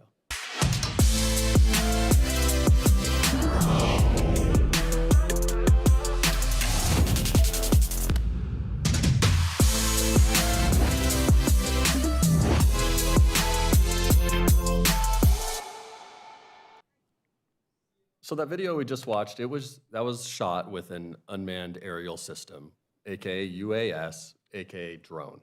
And I think that's the type of use that a lot of us think about when we think about this technology and the capabilities of these things. We think about, we go to a wedding, they fly over the wedding party, everybody waves, right? But really, with the technology capability growth that we're seeing, there's so much more than that, and that is why we are here today. And so at a high level, we're going to keep this, as Luther mentioned, to about 20 minutes. We're going to focus on 4 things. We're going to provide a quick overview of where we are today as a county related to UAS. We're going to hear from the Sheriff's Department and the Fire District as they walk through their programs, since they're really leading in this space. And then we're going to close with a few recommendations and open it up for your questions and feedback. So in 2023, the county adopted its first formal UAS policy framework, and that was aligned with FAA regulations. And that gave us a solid foundation for safe and compliant operations today. And as the technology evolves, especially with things like beyond visual line of sight, which we'll talk about more later, this is an area that we do want to keep current. We also established a multi-departmental steering committee, and that committee serves as a centralized forum to support coordination across departments. Things like reviewing purchases, sharing information, promoting consistency in training, safety, and operations. And the committee itself, now it doesn't approve departmental programs or direct the operations, and it continues to operate based on their specific needs within the framework of county policy and standards. And so as these programs continue to grow in scale and complexity, ensuring a strong countywide alignment will become increasingly important. And so what this slide shows is that UAS use is expansive across multiple departments. As you can see, the county as a whole flew over 420 flight hours last year. And so not including sheriff and fire, which I'll let them speak to when they come up, but those flights supported a range of mission-specific tasks, everything from infrastructure inspections after a flood, aerial mapping, supporting fraud investigation, assisting with homeless encampments, as well as video production. And so with that quick overview, I will turn it over to our subject matter experts in our public safety partners to share a bit about their programs. I'll invite them down now. So as they're coming down, both Sheriff Dykes and Chief Muncie, they're really at the forefront of applying this technology in ways that enhance first responder safety and improve situational awareness in the field. So we have Lieutenant Bashir and Battalion Chief Chris Bowden here, but I'll let them introduce themselves as they get started. Hi, I'm Lieutenant Jared Bashir. I oversee our Operational Technologies Unit. One of the items that we cover is UAS within the county. Our current UAS program consists of our Specialized Enforcement Division, or our SWAT team. We have a limited deployment of Drone as First Responder, or DFR, in Victorville City, and we have certified Part 107 pilots running out of our Real-Time Information Center.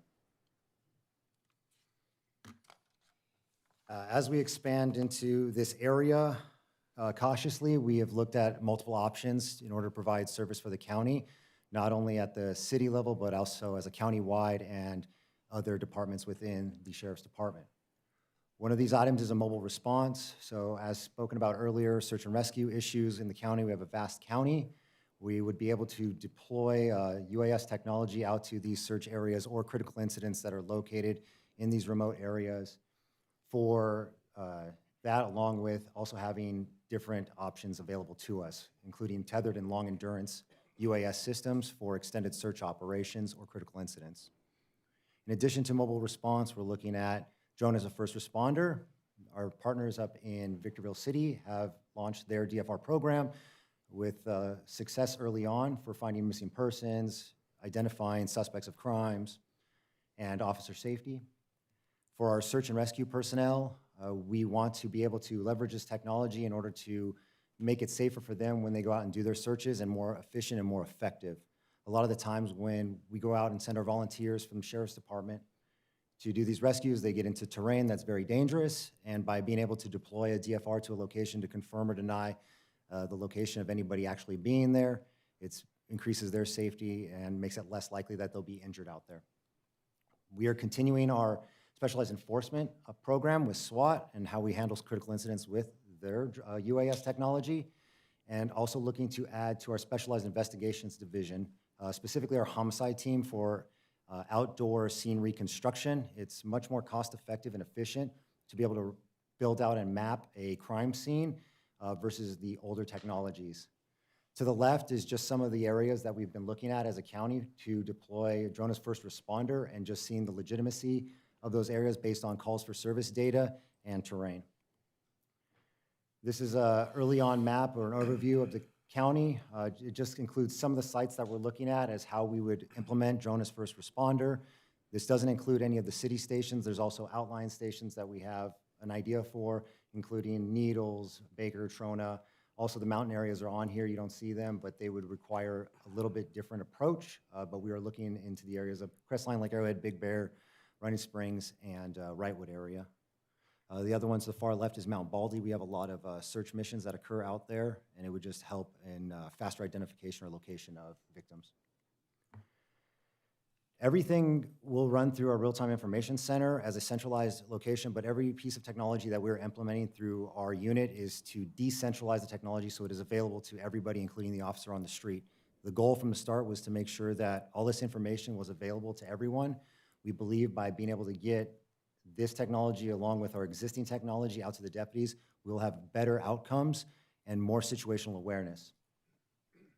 On this screen, the middle screen for the Real-Time Information Center, you'll see a drone feed that was coming in during an incident.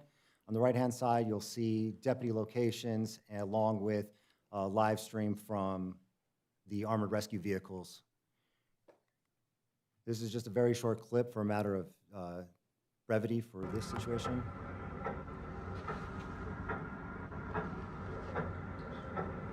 And these are all the feeds that come into our real-time information center that's currently operating. So this would just be an added technology to give better information to the deputies in the field.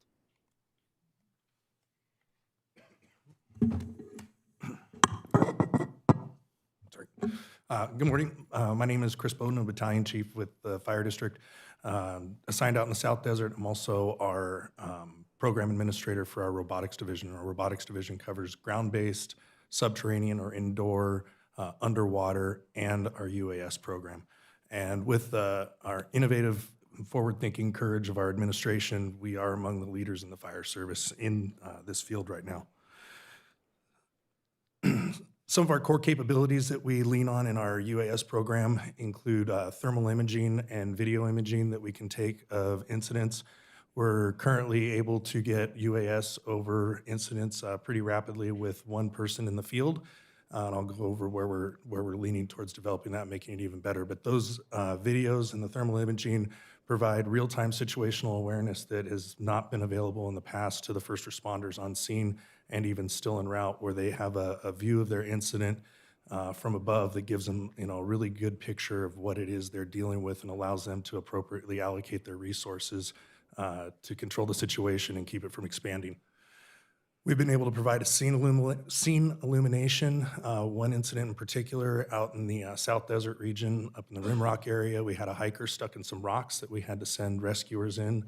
And this was at nighttime. We were able to put the UAS up above the incident with a fairly bright floodlight that allowed the first responders to get in there and safely extricate that victim from the rocks and get him off to get some help. We provide advanced mapping with our drones, both pre-incident and post-incident. We have a goal of 100% mapping of all of the fires that occur within the fire district's area. And so far, we are able to meet that, and we can provide exact acreage and fire perimeters of all the fires that we have. As we move forward, all of our drones are all weather. They can last in the higher winds. They can work in rain and low visibility. We have waivers from the FAA to carry more weight on our drones than is primarily allowed by the FAA. They've provided us waivers for heavy lifting, which will allow us to also progress into water delivery to fires from UAS so that we can get water in some of those areas, try and keep fires at smaller footprints until we can get ground resources in there in harder to reach areas. Our current fleet consists of 15 UAS. 13 of them are rotor wing or multi-rotor copters. And then we have 2 vertical takeoff and landing fixed wing units that can last at a longer duration over an incident, providing us with a longer period of situational awareness. Within the fire district, we have 12 current Part 107 pilots that are operating our drones. Those are pretty much at this point on scene. That's between our suppression and fire marshal's office. We do have waivers that also allow us to fly what's called beyond visual line of sight, which allows our operators to utilize the cameras on the UAS as well as other intelligence that we have to see other aircraft in the area, make sure we deconflict and stay away from manned aviation and that we don't cause problems there, but we are waivered by the FAA to fly beyond visual line of sight, which really is a key for us as we move into what our program goals are and where we're headed. We're in the process of starting up our Early Aerial Situational Awareness Program, or ESA, very similar to law enforcement's DFR, but for us, it truly does provide situational awareness to our personnel. This will be what people refer to sometimes as drone in the box. We'll have 5 docks located in 2 different cities in the county initially. We're going to be placing 2 in Hesperia and 3 down here in San Bernardino City, where some of our higher fire call volume is. Those aircraft will launch on the report of a fire.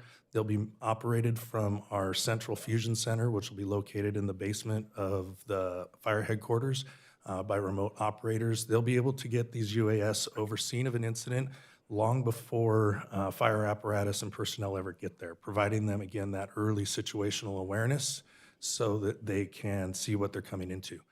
We also will have radar here in the valley, which is we allow us to deconflict with, because this is a heavily manned aviation area. So it allows us to deconflict with the manned aviation and make sure we're staying way out of the way of any manned aircraft.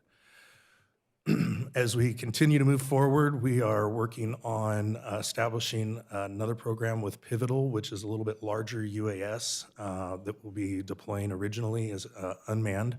What we're looking at with that is heavier payload delivery, and we're working with the company to also use that to be able to deliver water to fires, which again will allow us to keep those fire footprints smaller. In addition, with our innovation, we have two companies we're working with directly. One is developing a water dropping UAS.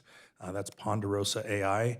It'll have hotspot detection capabilities through infrared sensing, and it'll allow us again to help keep these fires mopped up and cleaned. Where Seneca is a different program. Seneca is an autonomous system that we'll be monitoring and we'll have control over, but these will launch the report of a fire in a particular area, and they have the ability to deliver water to that fire in what's considered a swarmed capability. So there's multiple of these drones that will respond and start to put suppression efforts on these fires, again, in hard-to-reach areas until ground personnel can get there and get it under control and get it taken care of. And again, all of this is coordinated with manned aerial resources for deconfliction. As we continue forward, we're looking to add more ESA docks in the future years. We want to get better coverage throughout the county, looking into covering some of the further out regions in the North Desert, the South Desert, and even our mountains area. Eventually, with the Pivotal aircraft, that has the ability to be crewed by a person. That will take a fair amount of training and policy that we'll need to develop, but that is one goal to eventually get to, which would allow us to get rapid EMS care in hard-to-reach areas. In particular, what we're looking at is whole blood delivery for trauma victims, because whole blood saves lives. And with that, we will be working with the FAA and private business partners in the Unmanned Air Traffic Management System, or UTM. As you know, Amazon's getting ready to start launching drones for package delivery, and there's a number of other private enterprises that are looking at using drones or UASs for their businesses. And so in order to deconflict all of these resources and not have them running into each other in the sky, the FAA is working on UTM integration so that we're all staying away from each other. And this is just a quick overview of what we're looking at in the long distance. Some more sustained, longer-term situational awareness over the county where we can have something overhead, whether it's a fixed-wing type aircraft at higher altitude or at the rate some of the technology is progressing. This could even be low Earth orbit satellites that will provide us with real-time information as far as what's going on in the county. And that's all I have to speak to. Thank you both for coming up. So,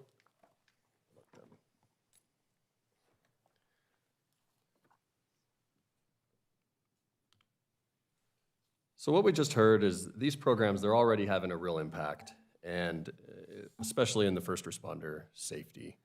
But at the same time, this technology within the systems, it's evolving so quickly, really just in the last few years.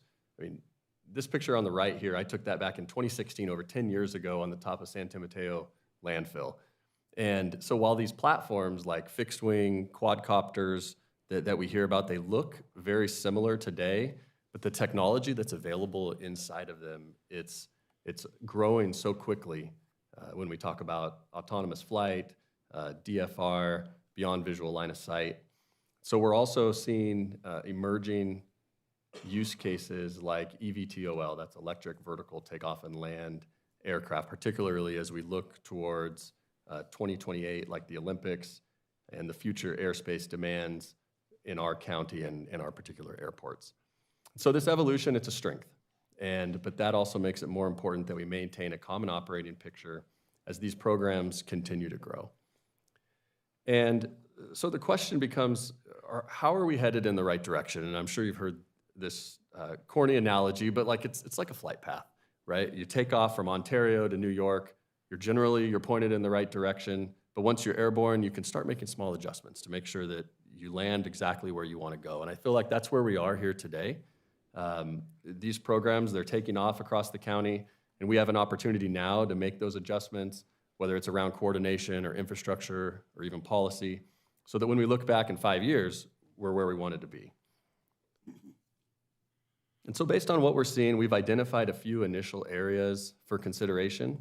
And the first three aren't necessarily decisions today. These are areas that we would value the board's input and come back on with more detailed recommendations. And the first is updating our policy framework to keep pace with evolving technology and regulations, and specifically that beyond visual line of sight. The second is strengthening information sharing and situational awareness across departments.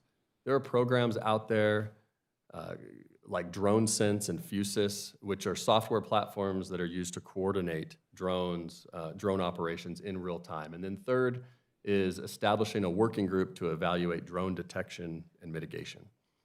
And so where we'd really value your input today is on the broader direction moving forward. And looking ahead, the key question is, how do we best support these programs as they continue to grow across the county?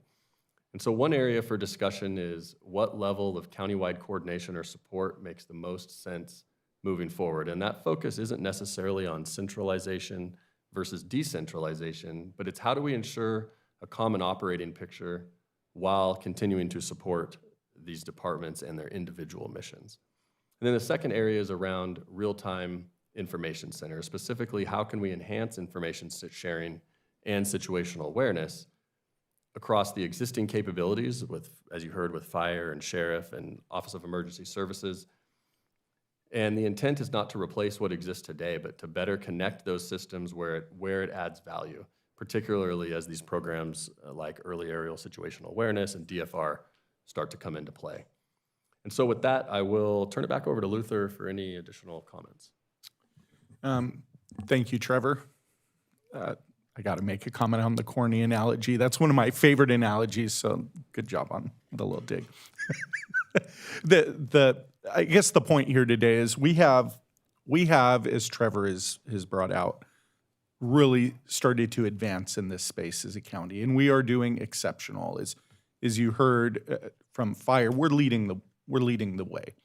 I think that's incredible, but as was mentioned, even like this beyond visual line of sight, it's a limiting factor that we've placed on ourselves currently under our own policy that we don't allow that. So there's some modernization of our own policies and practices internally that need to happen, as well as some coming together and creating, we have the UAS committee, which has been very effective.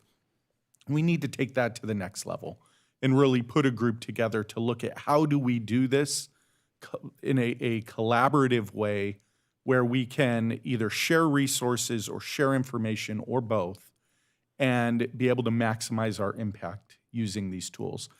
And then, the question here that really I welcome the board's input on is a discussion, is Trevor mentioned, this isn't necessarily about centralization versus decentralization, but there is a question about, do we want to look at minimum some sort of co-location? We saw that there are real-time information centers that both sheriff and fire have. Does the board want us to bring that group together and really look closely at potentially coming back with a request for an investment to create a single center that would make sense for all parties, where we could have those synergies, where we could bring together investment and put it in one place? And then when we have events and emergencies, we could potentially have one co-located area, but at the same time, during normal practice and normal routine, any security or privacy requirements that were required by sheriff or fire could be maintained, or others. So that's something that I think we should look at, and I'd look to the board, though, to see if that's something you would support. But then also going forward, based on what you're seeing out there, what you're experiencing, what you're seeing with the cities, what you're seeing in your own research and things that you've found, are there things that you would like us to be focused on as we continue to engage in this space? Supervisor Hagman. Thank you. Many knows this has been some of my passion even back since Paul and I were in the assembly days. We actually wrote the first legislation on this in California. Much older than I am. Yeah, way back when. It's a fantastic tool, but if you look at how fast it is moving, right now, it makes sense the way things are set up, because these are usually drones used by first responders that are brought to a scene, launched, monitored close by and stuff. But the future, next 3 or 4 years, just think we were 20 years ago. We didn't have cell phones, and how far things are going. And I have a passion for the smart city, smart county applications to this going forward, that there's a lot to do. And I did some, just looking. This started my passion a long time ago by visiting, I think, one of our international partners in South Korea, where they had a smart city. And they had the technology there even 12, 15 years ago was amazing, of how they were able to work on this. Then recently, I visited one of my cities in Ontario that has their real-time fusion center. They cut out 40% of the calls, just on alarm calls, because they were able to set their drone out there first to see that there was not an incident going on, it's a malfunction. So it's also a resource saver when it comes to these things. But where do we go forward? The tech in 5 years is going to be changing completely. If anybody's watching international news right now, drones are everywhere in the warfighter mission, but this is something that could be a life-saving mission for us. And it's not just the ones, it's going to be the ones out of line of sight. And they could be multiple departments with multiple different missions. Land use can use it for fire abatement surveys, permit checks. Public Works have their flood control to see if our sensors coming in. And how do we plan for 10 years from now versus what was realistic today? A lot of these things exist all over the world already. They're traffic light synchronization, autonomous vehicle watching, smart utilities, just a number of smart devices that we could bring into a fusion center of some sort.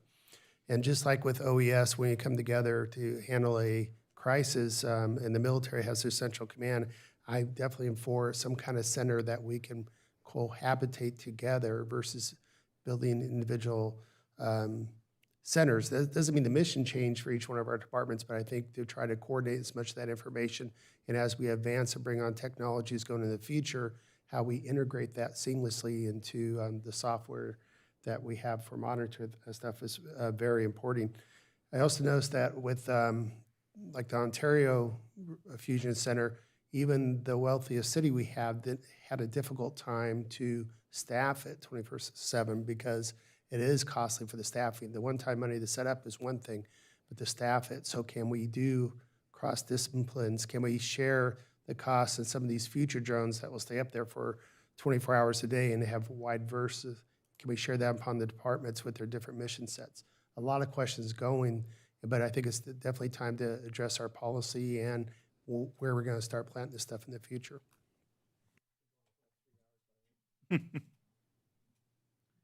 Yeah, thank you, Chair. I appreciate Supervisor Hagman's comments. I think we could look at a centralized location, and I think the technology has come a long ways and will continue to change. I believe we have to defer to our experts, our sheriff and fire department, and get input probably from our cities too, and get their thoughts if they would like to also supplement or be part of this. I mean, the other thing, just I don't know because I'm not in that world, but looking at unmanned, for water droppings, I don't know if those make sense strategically to be in areas that are hot spots. I can't speak to that. I'm not a fire expert, but I know that that's a very, very critical thing, especially when we look at hard to reach places where many engines can't get to.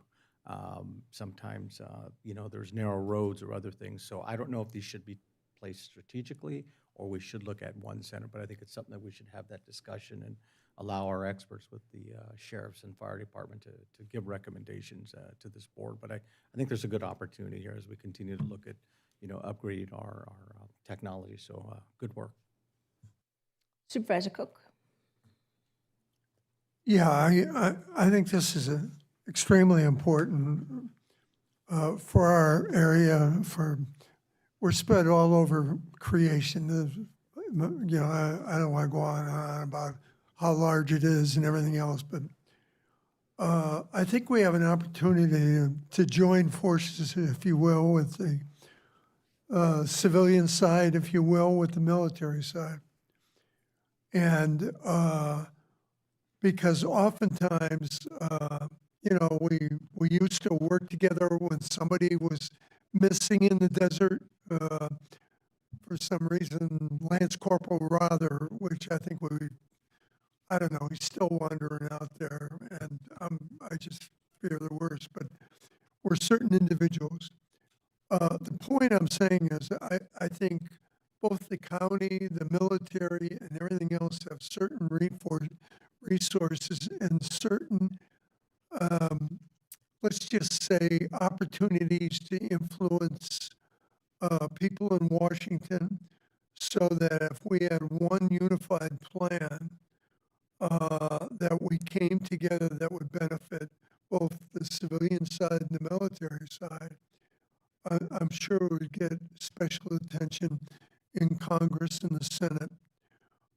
Geography is, the people in the desert, you love it. I've mentioned it several times, but it's very unforgiving. And if bad things happen in the desert, you have to react quickly or the consequences will come into effect. So I think having this dialogue on how we could work together, I'll be honest with you, I don't think we work together enough joining forces. Because, let's face it, I'm on a different side of the fence now, but yeah, the military is over there, and I don't want to say there's trust issues on how we do things, but if we have the same goal, I think, and I'm speaking primarily of the desert regions and everything else, that if we had both the county, and we do work together, but I want to maximize that because when something happens, whether it's a training accident or you got to get to a hospital down in San Diego, time is very, very important. You can't argue about whose turf it is. You have to have, I think, a command post exercise where you actually go through this drill and you find out, okay, who's going to be responsible for this, and this. And you practice it. So God forgive me, but I've seen it happen. And time is of the essence so that something bad happened, you got to react quickly, whether it's a hospital or what have you. So just having this discussion and how we can do it, but it's human nature. We as on this, but we kind of operate in our own area and everything else. But when you're together and each provides certain assets that could expedite an emergency, and I won't even describe what kind could happen, that I think we might end up doing something which we all want to do, and that is save a life or two in an emergency situation. So I want to continue this dialogue. I'm glad that we're talking about it, and anything we can do to have joint cooperation on this and actually go through it step by step. God forbid we have a tragedy, but if something out there is lurking, it's going to happen. So that's my 2 cents. Supervisor Armendariz. Yeah, I think I want to start with, I do not know the answers to this. I think this is a great opportunity for us to find out those answers, though. I think we should have some sort of group come together. Those who are at the table should be the ones who are educated in this, whether, with our police, our fire, our cities. Everyone who's utilizing this technology, we should probably get in a room and figure out how we can create some sort of MOUs to work together. I think working together collaboratively is not just good government, but it's also creates an affordability factor where we can accomplish more with less. I think a command center could be a great idea. A regional, I don't know if it's under Office of Emergency Services where we have people there. I do understand the sensitivity depending on if you're working with fire or you're working with sheriff, but I also know we also have, some of our SWAT people who are cross-trained also who are medics and sworn. Maybe we can figure out how to get that done where we have people who are cross-trained who can be there to be those eyes. I also don't know what the sensitivity of the footage is. to be released. Those type of things. I think someone smarter than me has to vet all those issues and know what opportunities are there and also what hurdles we're going to deal with or what liabilities we're going to encumber by moving forward. I do believe that we have to fix the policy regarding line of sight. But I also think there's a huge opportunity for us to work with our cities also. If we can collaborate internally, I think it opens the floodgates for what we can do as the whole county with municipalities involved so that we can all work together and utilize all our resources to be not just collaborative, but very strategic in how we plant the future of what this technology looks like. That's all my comments.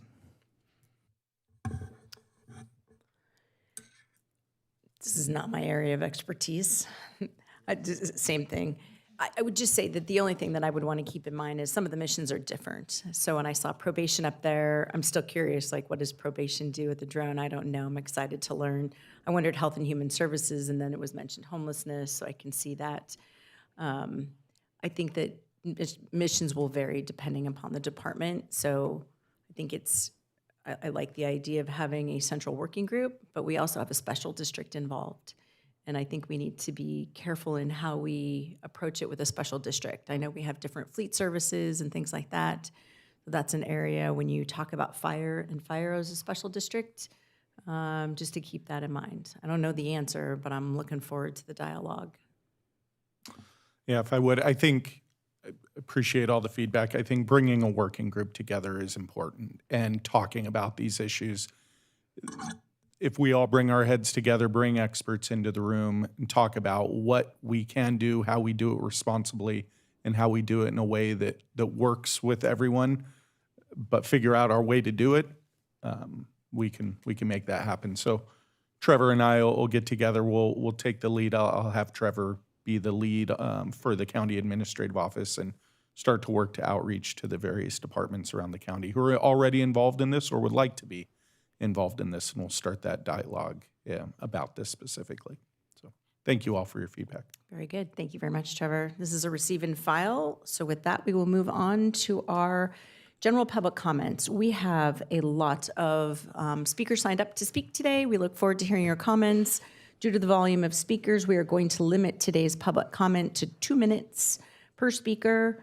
And again, when you get to the threshold where you have your last 30 seconds left, it will flash orange and then green. Then red. Our first request to speak is from Russell Drew, followed by Carol Pettigrew. Good morning, or good afternoon. Feel free to start anytime. Okay. I want to thank you for your discussion with land use services this morning, and we did have a meeting with them, so a lot of what we were going to say we've kind of talked about, and we've kind of made an action plan, so thank you for that. So I won't go into my long speech. You've got the paper there in front of you. I would like to take this time, though, to thank our supervisor, Paul Cook, and his office staff, especially Christopher Porter, for their great work in getting Lone Pine Canyon, which is the subject of what we came originally for, to get our road opened after the flooding. It was a mess, and it's open again, and we really enjoyed that. So again, thank you, Supervisor Cook, for all your efforts on our behalf. And also the veterans group said to say hi, and they want to see you in town. And that's all I'm going to say. Thank you. Carol Pettigrew, followed by Linda Drew. Ms. Pettigrew, Standell. I just think that the people here need to know what everybody that's not speaking now because we spoke, what we were talking about in that meeting. Basically, I'm here to voice concern about the proposed quarry in the Lone Pine Canyon area. I'm concerned that the quality of life in Phelan, Pinion Hills, Lytle Creek, Hesperia, Devore, and Wrightwood will be greatly affected. The effect on traffic, especially on the 15, the air, water, and noise pollution, the ecology of the area, and any other hazards it will create will be devastating. I believe the decision by the Planning Commission was possibly done, I'm not going to say illegally, but not correctly. I know the decision was made against the recommendations of their staff. The board needs to be This is you guys. You need to be very concerned about this project. It needs to be considered very carefully, and your situations need to be heard, your constituents, need to be heard and served. Thank you. Thank you very much. Linda Drew, followed by Melissa, it says. Good afternoon, board and audience. I'm representing the Lone Pine Canyon Protective Alliance, whose purpose is to stop development of the quarry, which will devastate our communities. I'm a 45-year resident of Wrightwood, a small village high in the San Gabriel Mountains. And not only will this quarry project affect Wrightwood, it will reflect all the surrounding communities. Though this project needs to be stopped, reasons to stop it are numerous. I will focus on health issues today. Due to a finding called vested rights established in the 1920s, the quarry project would be allowed to move forward with no oversight, no environmental impact study, no conditional use permit, no adherence to modern-day mining rules. The mining company can do whatever it wants with no regard to how illegal it would be in today's world for the next 147 years. The product being mined is calcium carbonate. The National Institute of Health notes that blasting, drilling, crushing, sifting creates particles that can be blown by the wind up to 60 miles away, further in greater winds, which we do have on the top of our mountain. That covers the entire tri-community where we are and down here. Calcium carbonate poses risks when mining crushes the rocks into dust, which we then breathe. Inhaling such dust can cause respiratory, eye, skin irritation. Continued ingestion can lead to more serious conditions such as kidney, gastro, and metabolic issues. At this point, we also know that Lone Pine Canyon contains a rock called actinolite, which when blasted, drilled, crushed, produces asbestos fibers. These fibers are tiny enough to remain suspended in the air and are easily inhaled, and they cause all kinds of disease. I'm about down there. All kinds of things like mesothelioma cancer, asbestos, and other cancers. And it's cumulative, and you might not know for 10 to 40 years that you might have it. And also it's going to hurt the animals because the particles of the dust go on the plants. That's time. And mess up the vegetation. Melissa, followed by Cheryl Derrick. Hi, my name is Melissa Manning. I also have handouts if somebody's able to pass those out. I have copies, 8 copies for everyone. Do I take them down there? When you're done, you can hand them to the clerk of the board over here, please. All right, thank you. Good morning again. My name is Melissa Manning. I'm a resident of Wrightwood and a member of the Lone Pine Canyon Protection Alliance. I want to share that vested rights were found, but the county really needs to evaluate the impacts, fire risk, evacuation safety, groundwater, earthquake activity, radon, asbestos, air quality, even the PCT views that the SB County posted about on Facebook this last week are all parts of this. Lone Pine Canyon has a posted 5-ton weight limit, and it literally just reopened. Thank you, Paul Cook, for fast-tracking that. It reopened on April 16th. This project requires 80,000-pound Class 8 trucks operating at 8 times the legal limit. It's not a minor adjustment. Approving this project without fully redesigning and rebuilding that road would result in structural failure. We are talking about like pavement degradation, sub-base collapse. It happened so easy. It was like less than a foot of rain made the entire road collapse. Also, there's what engineers called alligator cracking that we're concerned about, and that is basically the road breaking apart under stress. It's also a public safety issue. The Lone Pine Canyon Road is narrow. It's an evacuation route with limited shoulders.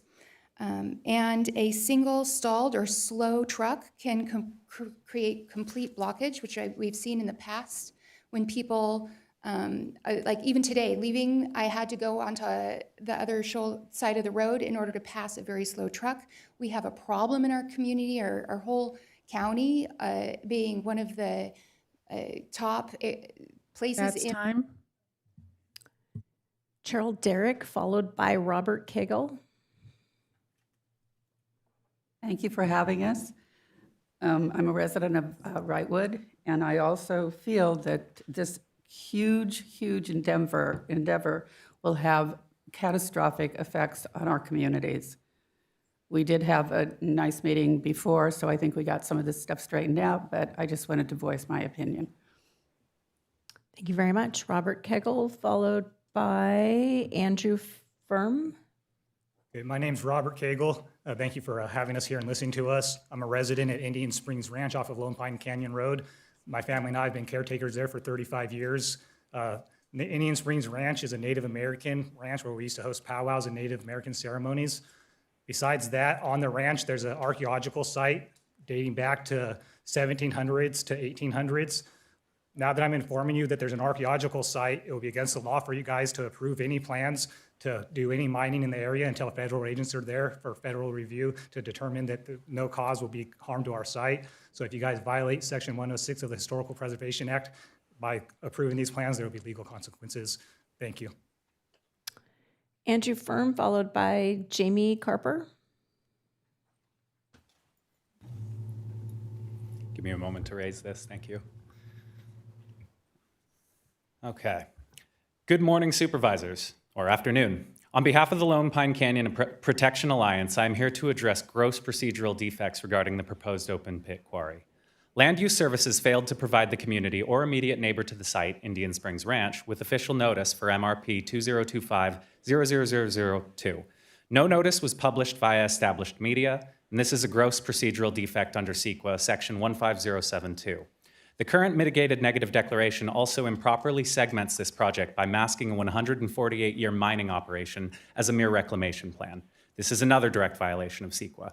Furthermore, we have uncovered significant defects with an associated pattern of documented improprieties surrounding the 2019 vested rights determination. The site sits on the San Andreas Fault containing federally protected species and adjacent to culturally significant Native American sites. A mitigated negative declaration is legally indefensible here. We've already established a fair argument that significant impacts exist regarding groundwater in the Sheep Creek Wash, seismic interference, and federal species. Under California law, this fair argument mandates a full environmental impact report. We held an informational town hall on April 30th with over 170 in attendance who signed our physical petition, and our online petition has now secured nearly 3,000 and growing additional signatories. Because of these missteps and the delay in fulfilling our Public Records Act requests, the current timeline is insufficient.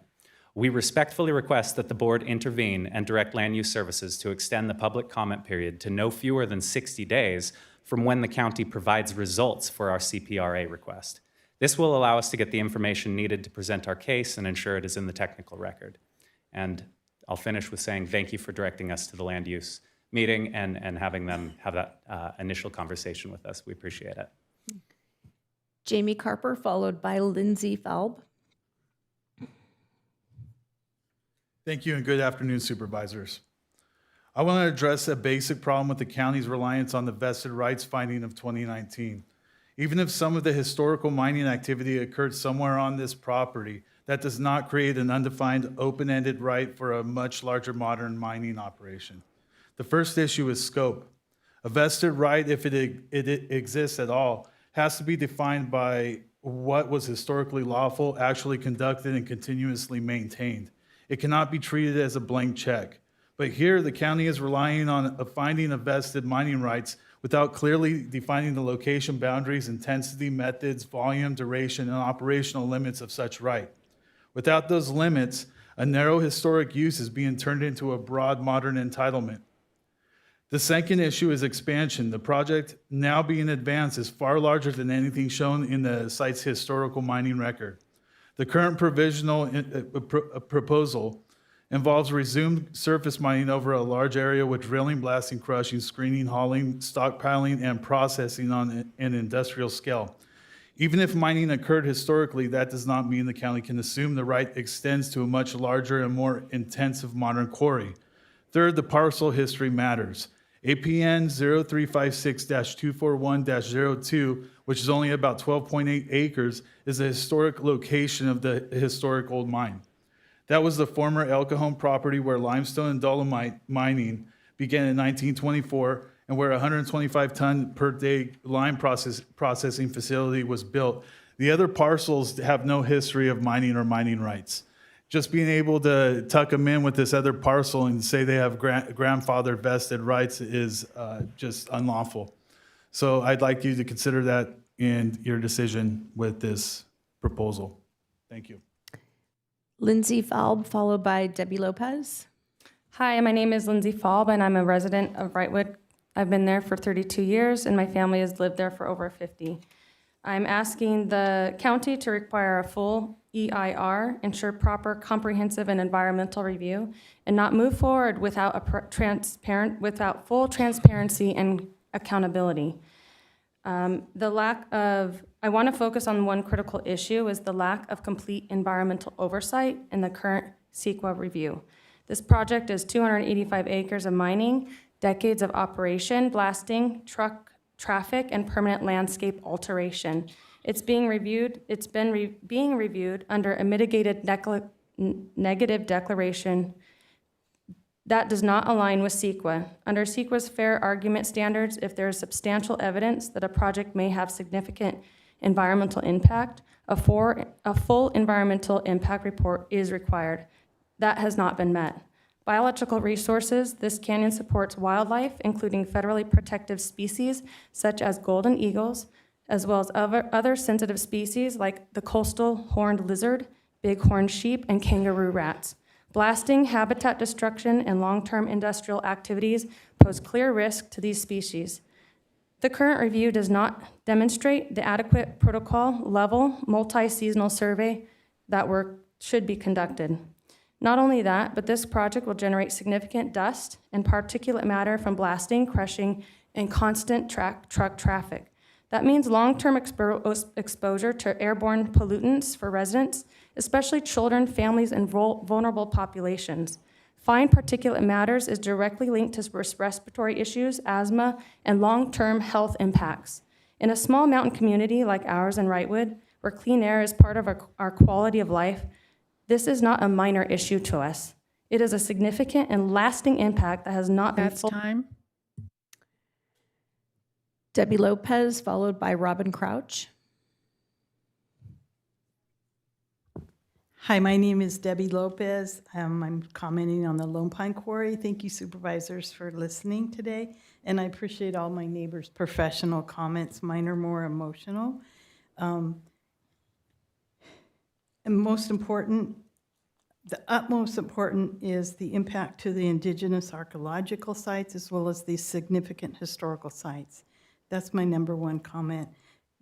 Also, I'm really concerned about the evacuation route. We only have 3 different routes we can use to evacuate in Wrightwood, and we are evacuated quite a bit. When you evacuate, you're saying goodbye to all your things in your home, and it's a very stressful situation. In particular, because of the wildfire, I'm also worried about the flashpoint of the airborne particulates that the mine could release into the air. We are really coordinated when we do have to evacuate, but if there's one disabled mining truck on the road, it would just spell disaster for the whole, everybody trying to evacuate. Basically, it's just, once again, the indigenous sites is the most important, and the evacuation of Wrightwood is critical. Thank you. Thank you. Robin Crouch, followed by Daniel Crowley.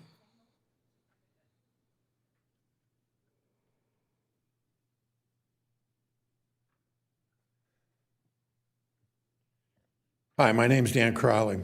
Thanks to everyone in this room for listening and for giving me a few minutes to speak about a concern I have. I'm a lifetime San Bernardino County resident. I love this county. I grew up in Colton. I graduated from Aquinas High School. I currently live in Wrightwood, and I've lived in Wrightwood for the last 33 years. I recently retired from a 38-year career with NASA at the Armstrong Flight Research Center on Edwards Air Force Base.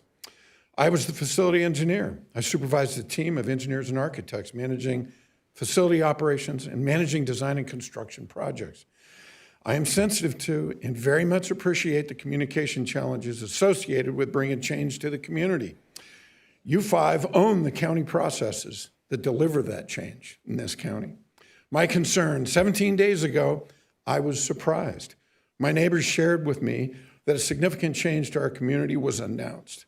A mining operation may begin soon near our homes along the Lone Pine Canyon Road.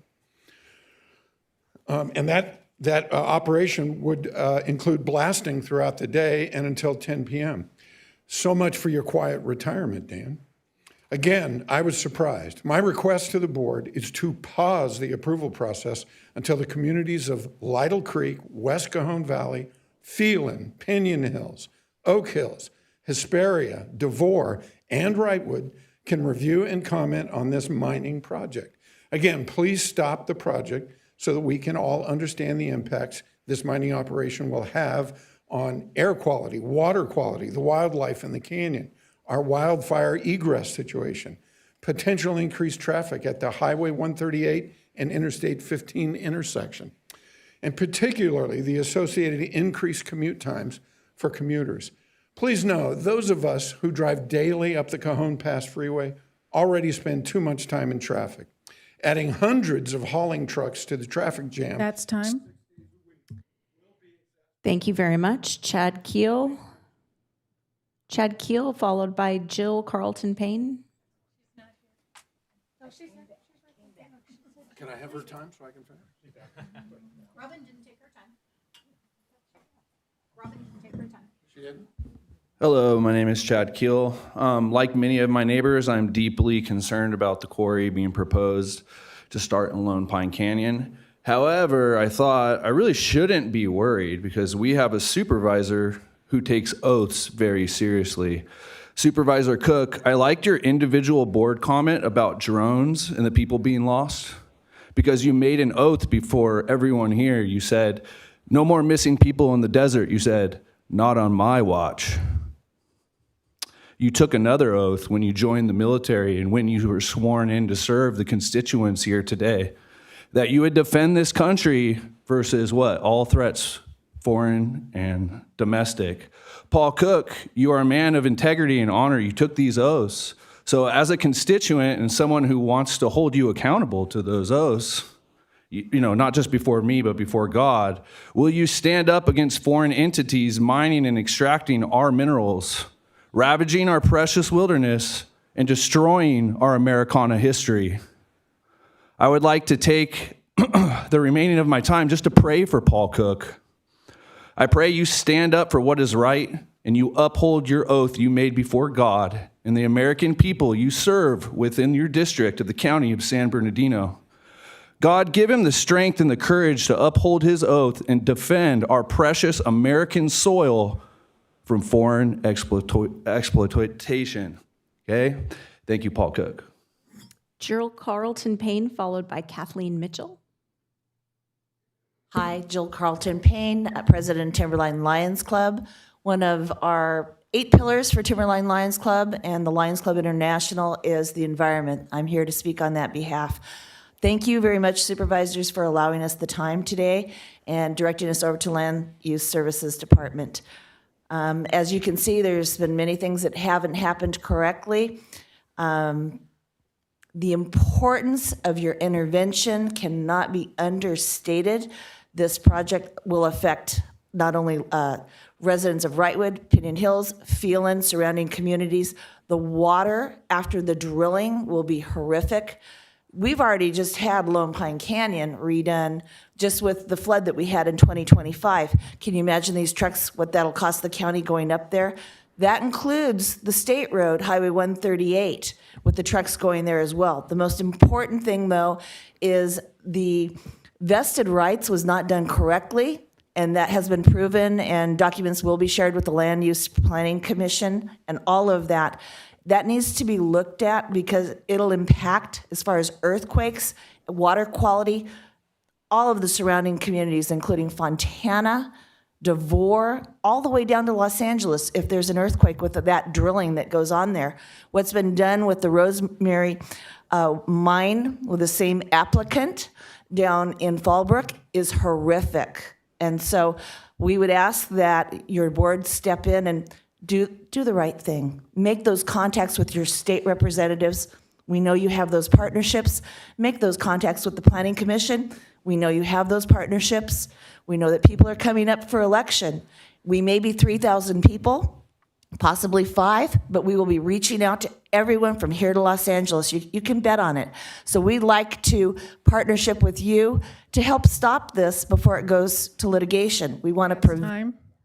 Thank you very much. Kathleen Mitchell, followed by Carlo. Well, hi, everybody. I gave you a packet of stuff about earthquakes in Wrightwood and the history of them. But I wanted to let you know, I actually love the San Andreas Fault. San Gabriel's used to be down by Mexico just 5 million years ago. And they've traveled up to their position in Wrightwood. In the meantime, they've grown. They're one of the fastest growing mountain ranges in the world. The San Gabriels are active. And the San Andreas Fault is the reason because of that. So when I heard that there was going to be a mine that's actually drilling into the San Andreas Fault, releasing a lot of weight from the San Andreas Fault and shaking it, I thought of the grizzly bears that used to live in Lone Pine Canyon back in the day. And if you came across a grizzly bear sleeping in Lone Pine Canyon, would you poke it? Would you try to wake it up? Maybe not the best idea. We do expect an earthquake, a big one, and very likely originating in Wrightwood because that's the point of a huge amount of fault stress. That earthquake could start there today, any day. I know San Andreas runs right by you here. So the San Andreas is not just for Wrightwood, it's for all of Southern California. So if there's a mining approved, pit mine approved for the Lone Pine Canyon, have you notified all the other counties of your intention to mess around with the San Andreas Fault? So I think that's only fair that Los Angeles County and all surrounding counties should also know that you're going to do a deep mine along the San Andreas where it's very, very likely to be a point of epicenter. Thank you. Thank you very much. Carlo, followed by Letitia Howard.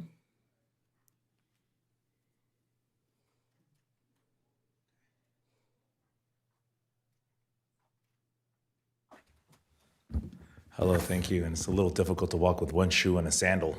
So it's kind of cool having everybody stand up and speak on factors in the community, traffic, roads. But they get to go home to their families.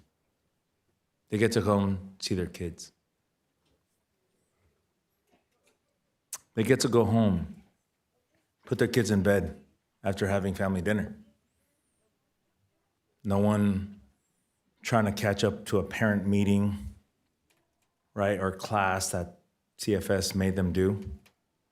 They get to go home to their grandkids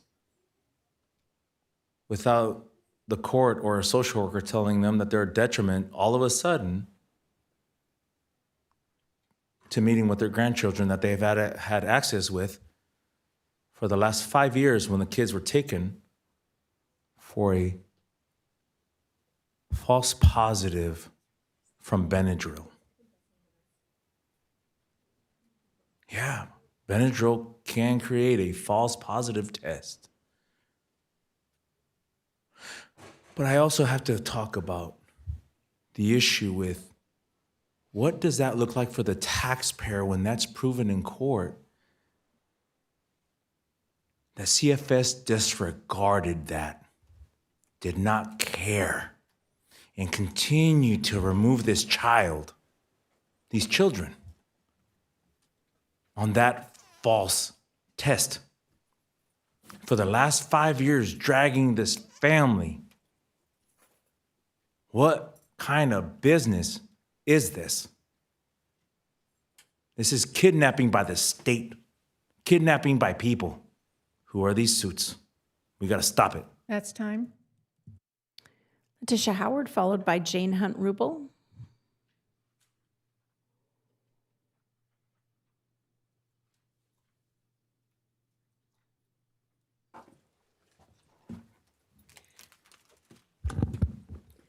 I am here today as a parent and as the founder of Safe Haven Resource Foundation.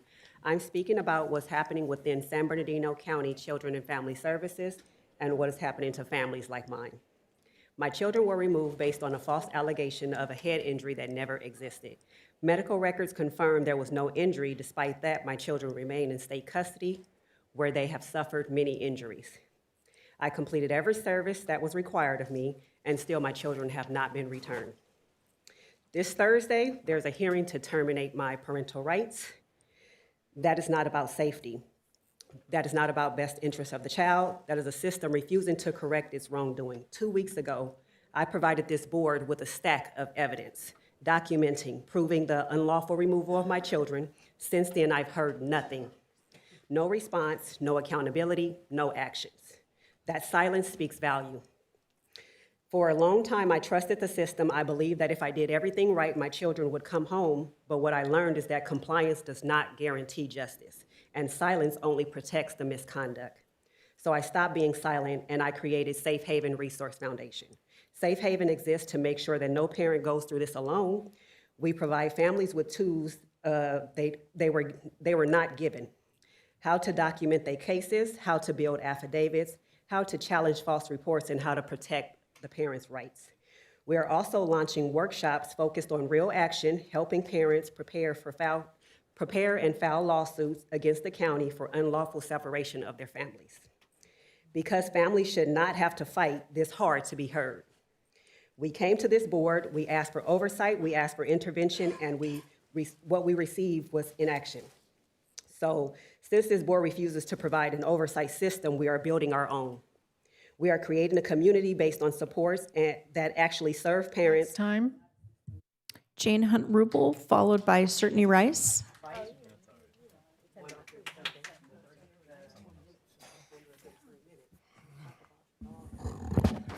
Oh, good afternoon. I'm here to speak about, I wanted to speak out about the item 84, but I got out there too late to apply, because my speech today is, as usual, about community safety and public safety. And when I was listening to that, I really thank the police, the sheriff department, and the county fire department, because over all these years, they've all worked together, unlike some other counties. And I remember when Josie was in office, we have a big problem with fireworks still, and it's getting worse. And that was when Josie was in office, it used to be handled, the actual code enforcement law about fireworks.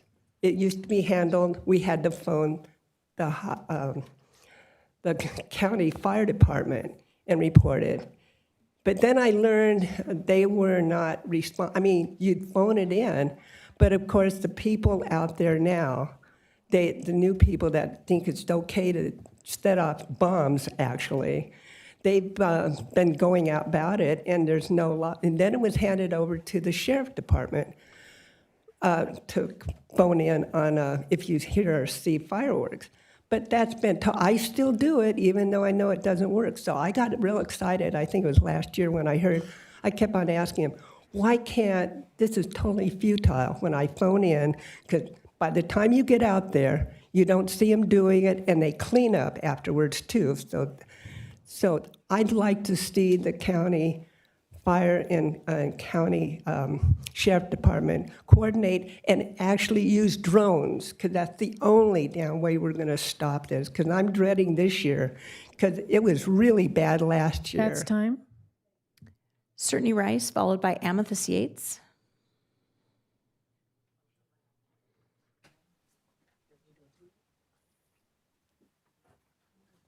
Hello, thank you for having me today.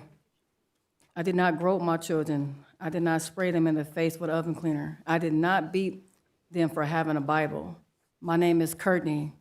My children were removed because of someone else's violence, not mine. There was a person in their lives who hurt them, who beat them, who created the danger of them that they were living in. I stepped in. I tried to protect my children from the harm. I refused to ignore it. I refused to stay silent. I refused to let them be hurt. And for that, protecting my own children, they were taken from me. Even your own findings shown that there was no abuse by me. You acknowledged that. You said I should have full custody. Yet instead of correcting the situation, my children were placed in a system that has its own long history of harm. For 7 years, my sons have been in a group home. My oldest son, my child, was beaten by a staff member in a small room, a place that was supposed to be safe, a place you trusted more than his own parents. So I ask you, how can you say that my son is in danger with me, but not in danger while being physically harmed under your supervision? You removed them from a parent who was trying to protect them and placed them into an environment where they were hurt again, and ignore the history, the patterns, the repeated failures of these group homes. You ignore the warning signs, and my sons paid the price. This is not just about my family. This is about civil rights. This is about accountability. This is about a system that's punishing parents who are trying to protect their children while failing to protect the children themselves. My sons deserve That's better. time. Amethyst Yates, followed by Andrea. Good afternoon, Chair and members of the board. I found something out again about San Bernardino County and DCFS and the fact that they're not participating in some of these attempts to better the situation for parents and for children. And one of those things I found out was that they are not participating in Disrupting Disparities group, and that's going clear across California. And this group comes together to try to find solutions to the family separation, and it's compiled of social workers and other professionals. However, San Bernardino is not a part of that. Why is that? Can they join in? Can they participate? I also want to share an opportunity with any board member here or any social worker or professional. There's an event coming up on June 5th, and it's Walking in Their Shoes. It's through one of our partners at Starting Over Inc., and the partner is Families Inspiring Reentry and Reunification for Everyone. My contact information can be provided after this. If not, I put my email address under the comment. So thank you, that's all I got. Thank you very much. Andrea, followed by Delina Murillo.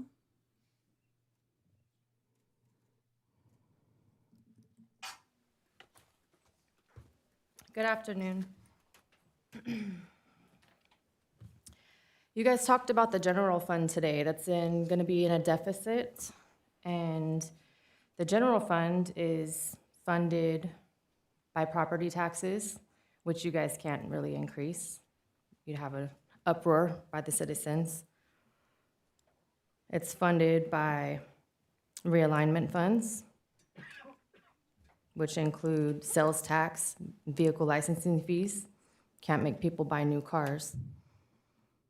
It's also funded by Title IV funds, which is for foster care maintenance payments, training costs, basically all the costs that it costs to keep our children from us through CPS. That's what's funding it. So would it be too provocative to suggest that the general fund deficit is going to be funded off the backs of our children being removed from us? You're right. It's a quick, easy way to make money. These officers and these CPS workers, social workers, are extremely aggressive. They are falsifying documents. They are running up into people's homes and taking their children off nothing. They create a problem, they create the trauma, and then they create the program that treats the trauma to justify their own existence. And it keeps the program funded and the county funded for you guys to be able to spend the money. She's not lying. I'm embarrassed to live here.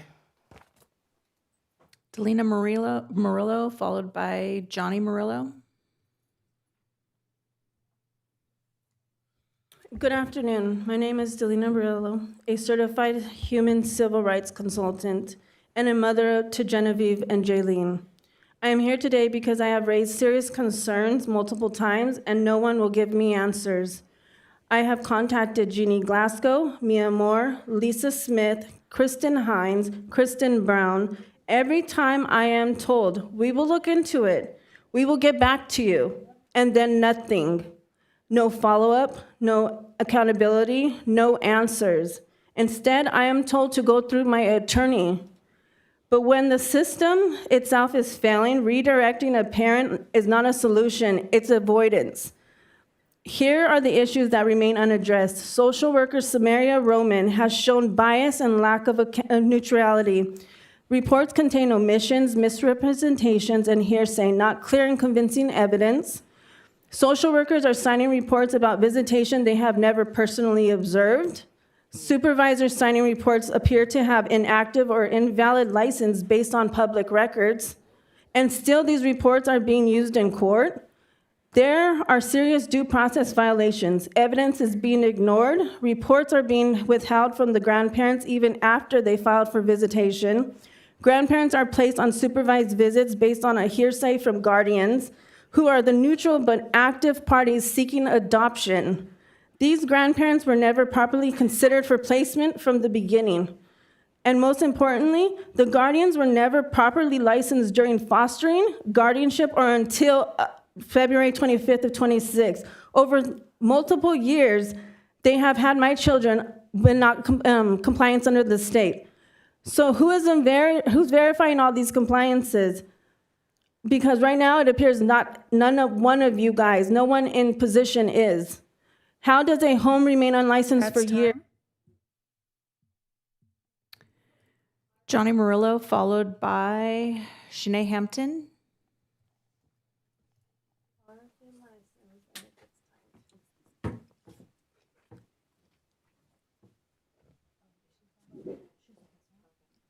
Good afternoon, everyone.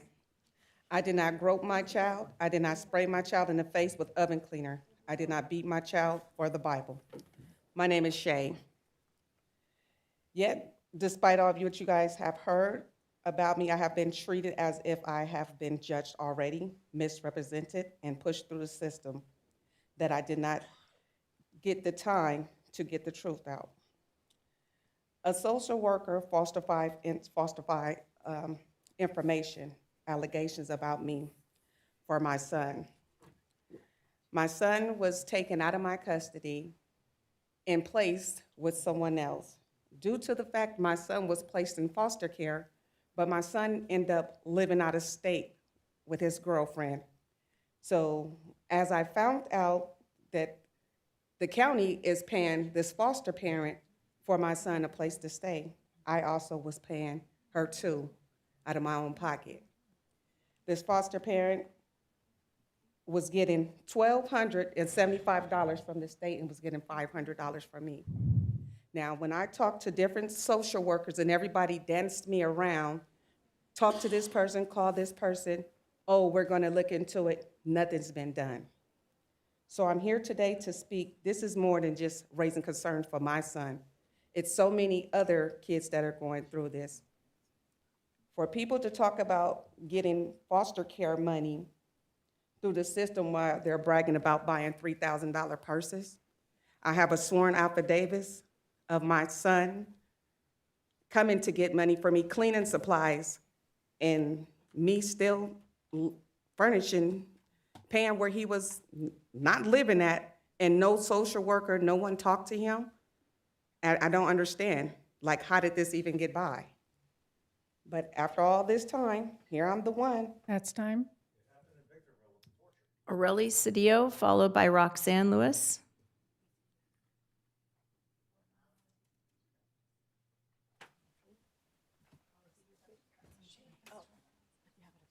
Oh.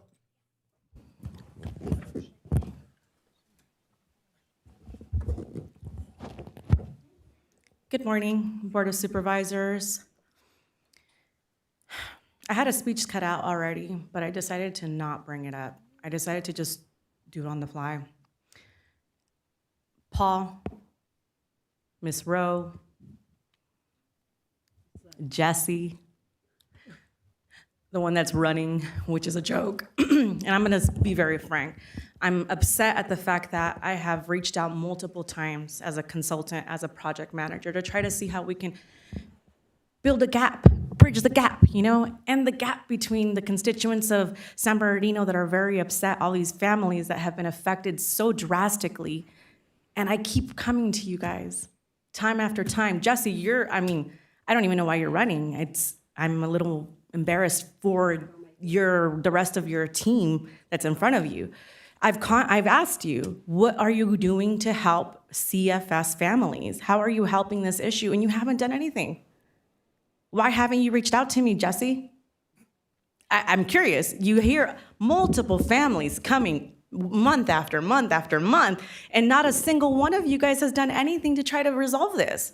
You guys created a consulting gig for it, and then you guys handed it off to somebody that was internal within you guys. What's up with that? Come on. Ms. Rowe, I'm talking to you directly. Why haven't you reached out? Why haven't you done anything on your end to try to see how we can codify this, how that we can come up with a solution together? Or is it that you just plainly and blatantly do not give a flying fuck? Because I think that's what's happening here.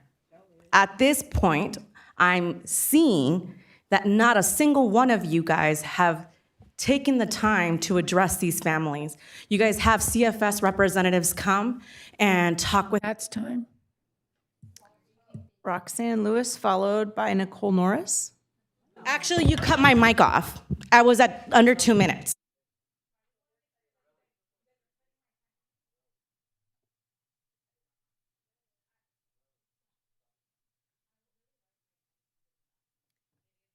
John. Roxanne Lewis.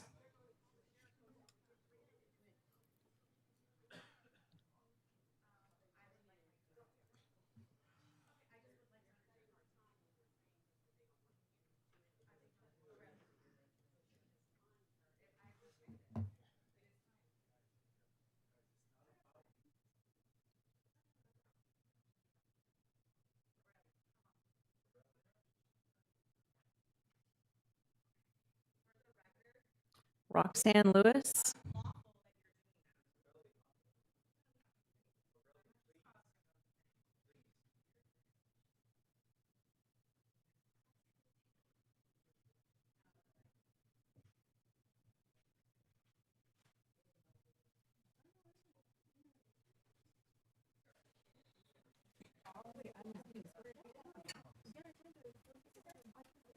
Do we have Roxanne Lewis in chambers? Going once. Moving on to Nicole Norris. And after Nicole Norris will be Terry Lewis. My name is Nicole Norris. I grew up in the foster system. I was taken from my grandmother because my mother was abusing me and my sisters and brothers, and they gave me to my grandmother where I was very happy. Late at night, they came and they took us back from her because they said she was too old to raise 2 little girls. They put us in another foster home with a lady who was even older than my grandmother, who never showed me any love, who never said I love you, never came to none of my anything and never helped me with anything. It was like being on my own without the physical abuse, but mental abuse and now counseling and Ritalin to make me just sit there because they didn't care. And I just don't feel like it's fair that these families are being, some of us were okay with our other family members, but we were still taken from them and put into the system that didn't treat us well at all. And I just think that you guys have the power to change all that. I mean, you guys have that. You guys are smart. You guys went to school for this, and I know you guys can make a change for us. Just help us, please. Help the other children. Thank you. Thank you. Terry Lewis, followed by Karen Reich.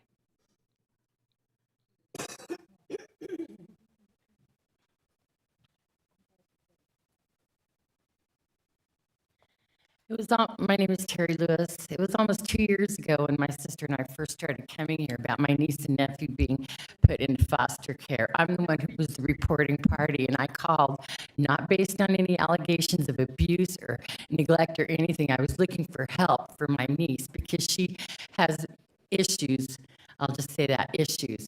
I called the sheriffs and talked to them, asked to get her evaluated. Nobody can do anything.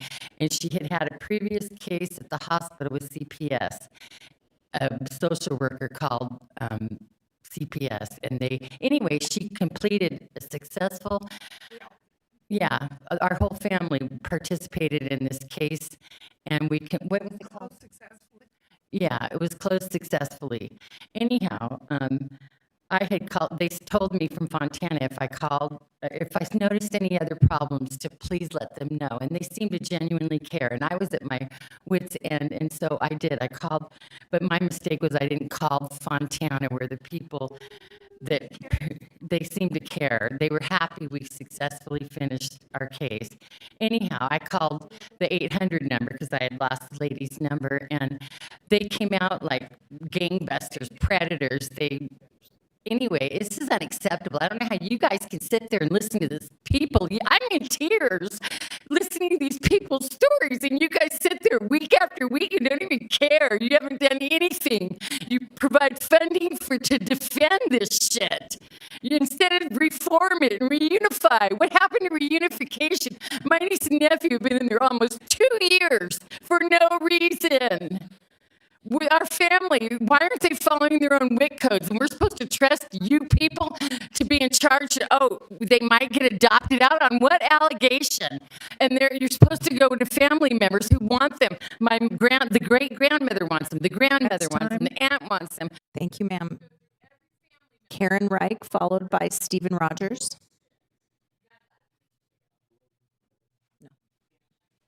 Hi, my name is Karen Reich. These were my 2 grandkids, Jovi, Milo, Chase, 3, that were removed almost 2 years ago for no reason.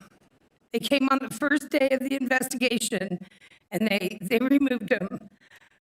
This is unacceptable. 2 years for nothing. They weren't abused, they weren't neglected, they were in my care. What have we done so bad that we don't deserve to raise our own children? I want to know what I've done so bad that I don't deserve to have my own grandchildren in my care. I want to adopt them. I want them with me, but for some reason, this guy ruled me out. Why? Why? Why was I ruled out?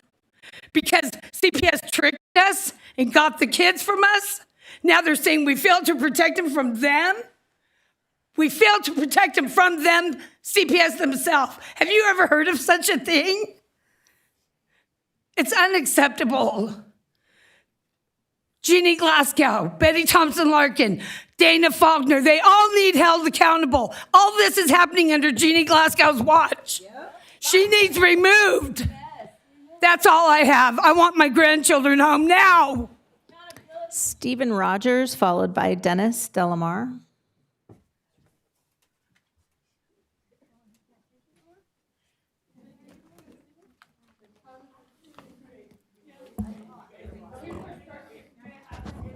Honorable Chair Rao, Steve Rogers, Redlands.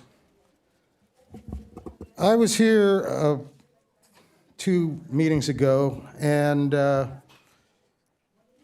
after the meeting, I tried to make a request to meet with the CEO about what I was talking about, and actually put in a request with the information folks, but I never received any other communication from the county on my request to set up a meeting.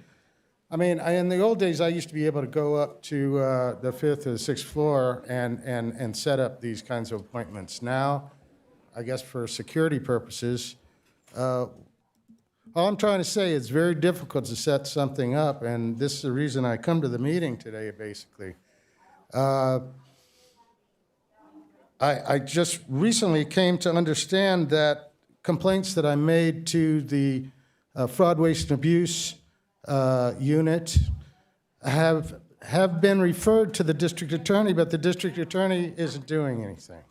And this is what I want to meet with the CEO about, is why there are certain factions here that apparently don't respond to the citizens. And I'm very you know, my problems are nothing compared to these people that are coming up here. Every time I come to the meeting, I hear this, and I agree with them. Something needs to be done, and really, it's a shame. It is really shameful to be a resident of this county, and our leaders apparently don't care about us and don't care about our problems. So I would That's time. basically. Dennis Delamar, followed by Krisha Seal. All right, so Psalms 127:3 says, children are an inheritance from Yahuwah, the fruit of the womb is reward. So what that means is that the Creator gives us parents rights, right? My children were taken away for 402 days based off the allegations, false allegations of a social worker. This system is reminiscent of slavery. I tell you why, because there was a doctrine that they used called parents patriae, right? And that meant that the county or the state was the parent, right? That we don't have rights. I saw them lie and be able to just like in slavery days. I'm a descendant of a slave, right? Slaves saw them just take it. So I couldn't do nothing. I was powerless. So the issue is also in California, there's 400,000 allegations a year. 89% of them are unsubstantiated. What are the numbers in San Bernardino? And these are the 11%. These are the other 11% that now are supposed to be substantiated when a social worker come in. There's no oversight. There's no family review board. Where's the family review board to track the numbers, right? It can't be about money because, hey, the things say in Malachi 4:6 that the Creator, he will turn the hearts of the fathers to the children and children to the fathers. And if it don't happen, guess what he say? He said he will come and smite the earth with a curse. So this is what we're talking about. We're talking about Malachi 4:6, that y'all got to figure it out because San Bernardino going to be in a world of trouble, not from us, but from Yahuwah, because y'all are separating rights of parents. And you can turn the blind eye, but your life is at stake. Your life is at stake. Your eternal life. That's it. Krisha Seal.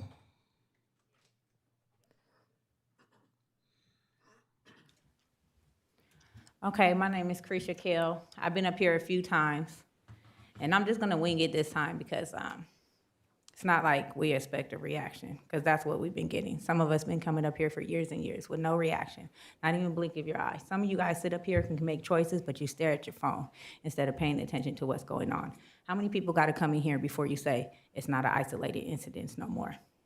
If you talk to anybody who's been up here, 90% of them is gonna tell you perjury, which is a crime, played a role in their kids not coming home. Perjury that your department probably teaches the social workers how to do. It's a big RICO act. All you guys are working together, whether you know it or not. When you remove a domestic violence person from the home, you go back and you make a report to CFS. And the CFS comes and take that person's children because she failed to protect herself from an abuser and failed to protect her kids. Do you guys know that? Do you know that you play a role in these kids being removed from homes? So that person becomes a victim 2 times. And let's talk about last May, a year to the date. 6 kids found starving in a home under CFS care in Victorville, California, ages 5 to 16. Have you made any changes to your organization since that happened? No, you haven't. Glasgow's still in charge, Mia Moore still under her, and every department, not one person have you replaced since those 6 kids were found starving. How you starve a kid? Starving in their home under CFS care. CFS placed them there. Could those kids have went home? Could they have went home? Did they have parents who wanted them home? I'm sure they did. You guys celebrate adoption, but you don't mention the crying parents. It's like, wait a minute, I completed every course. I went to every class, but I don't get my kid back because how some social worker feels. Thank you very much. That is the last request to speak that I have. Our meeting stands adjourned. Our next regularly scheduled Board of Supervisors meeting will be held here in Chambers May 19th at 10 a.m.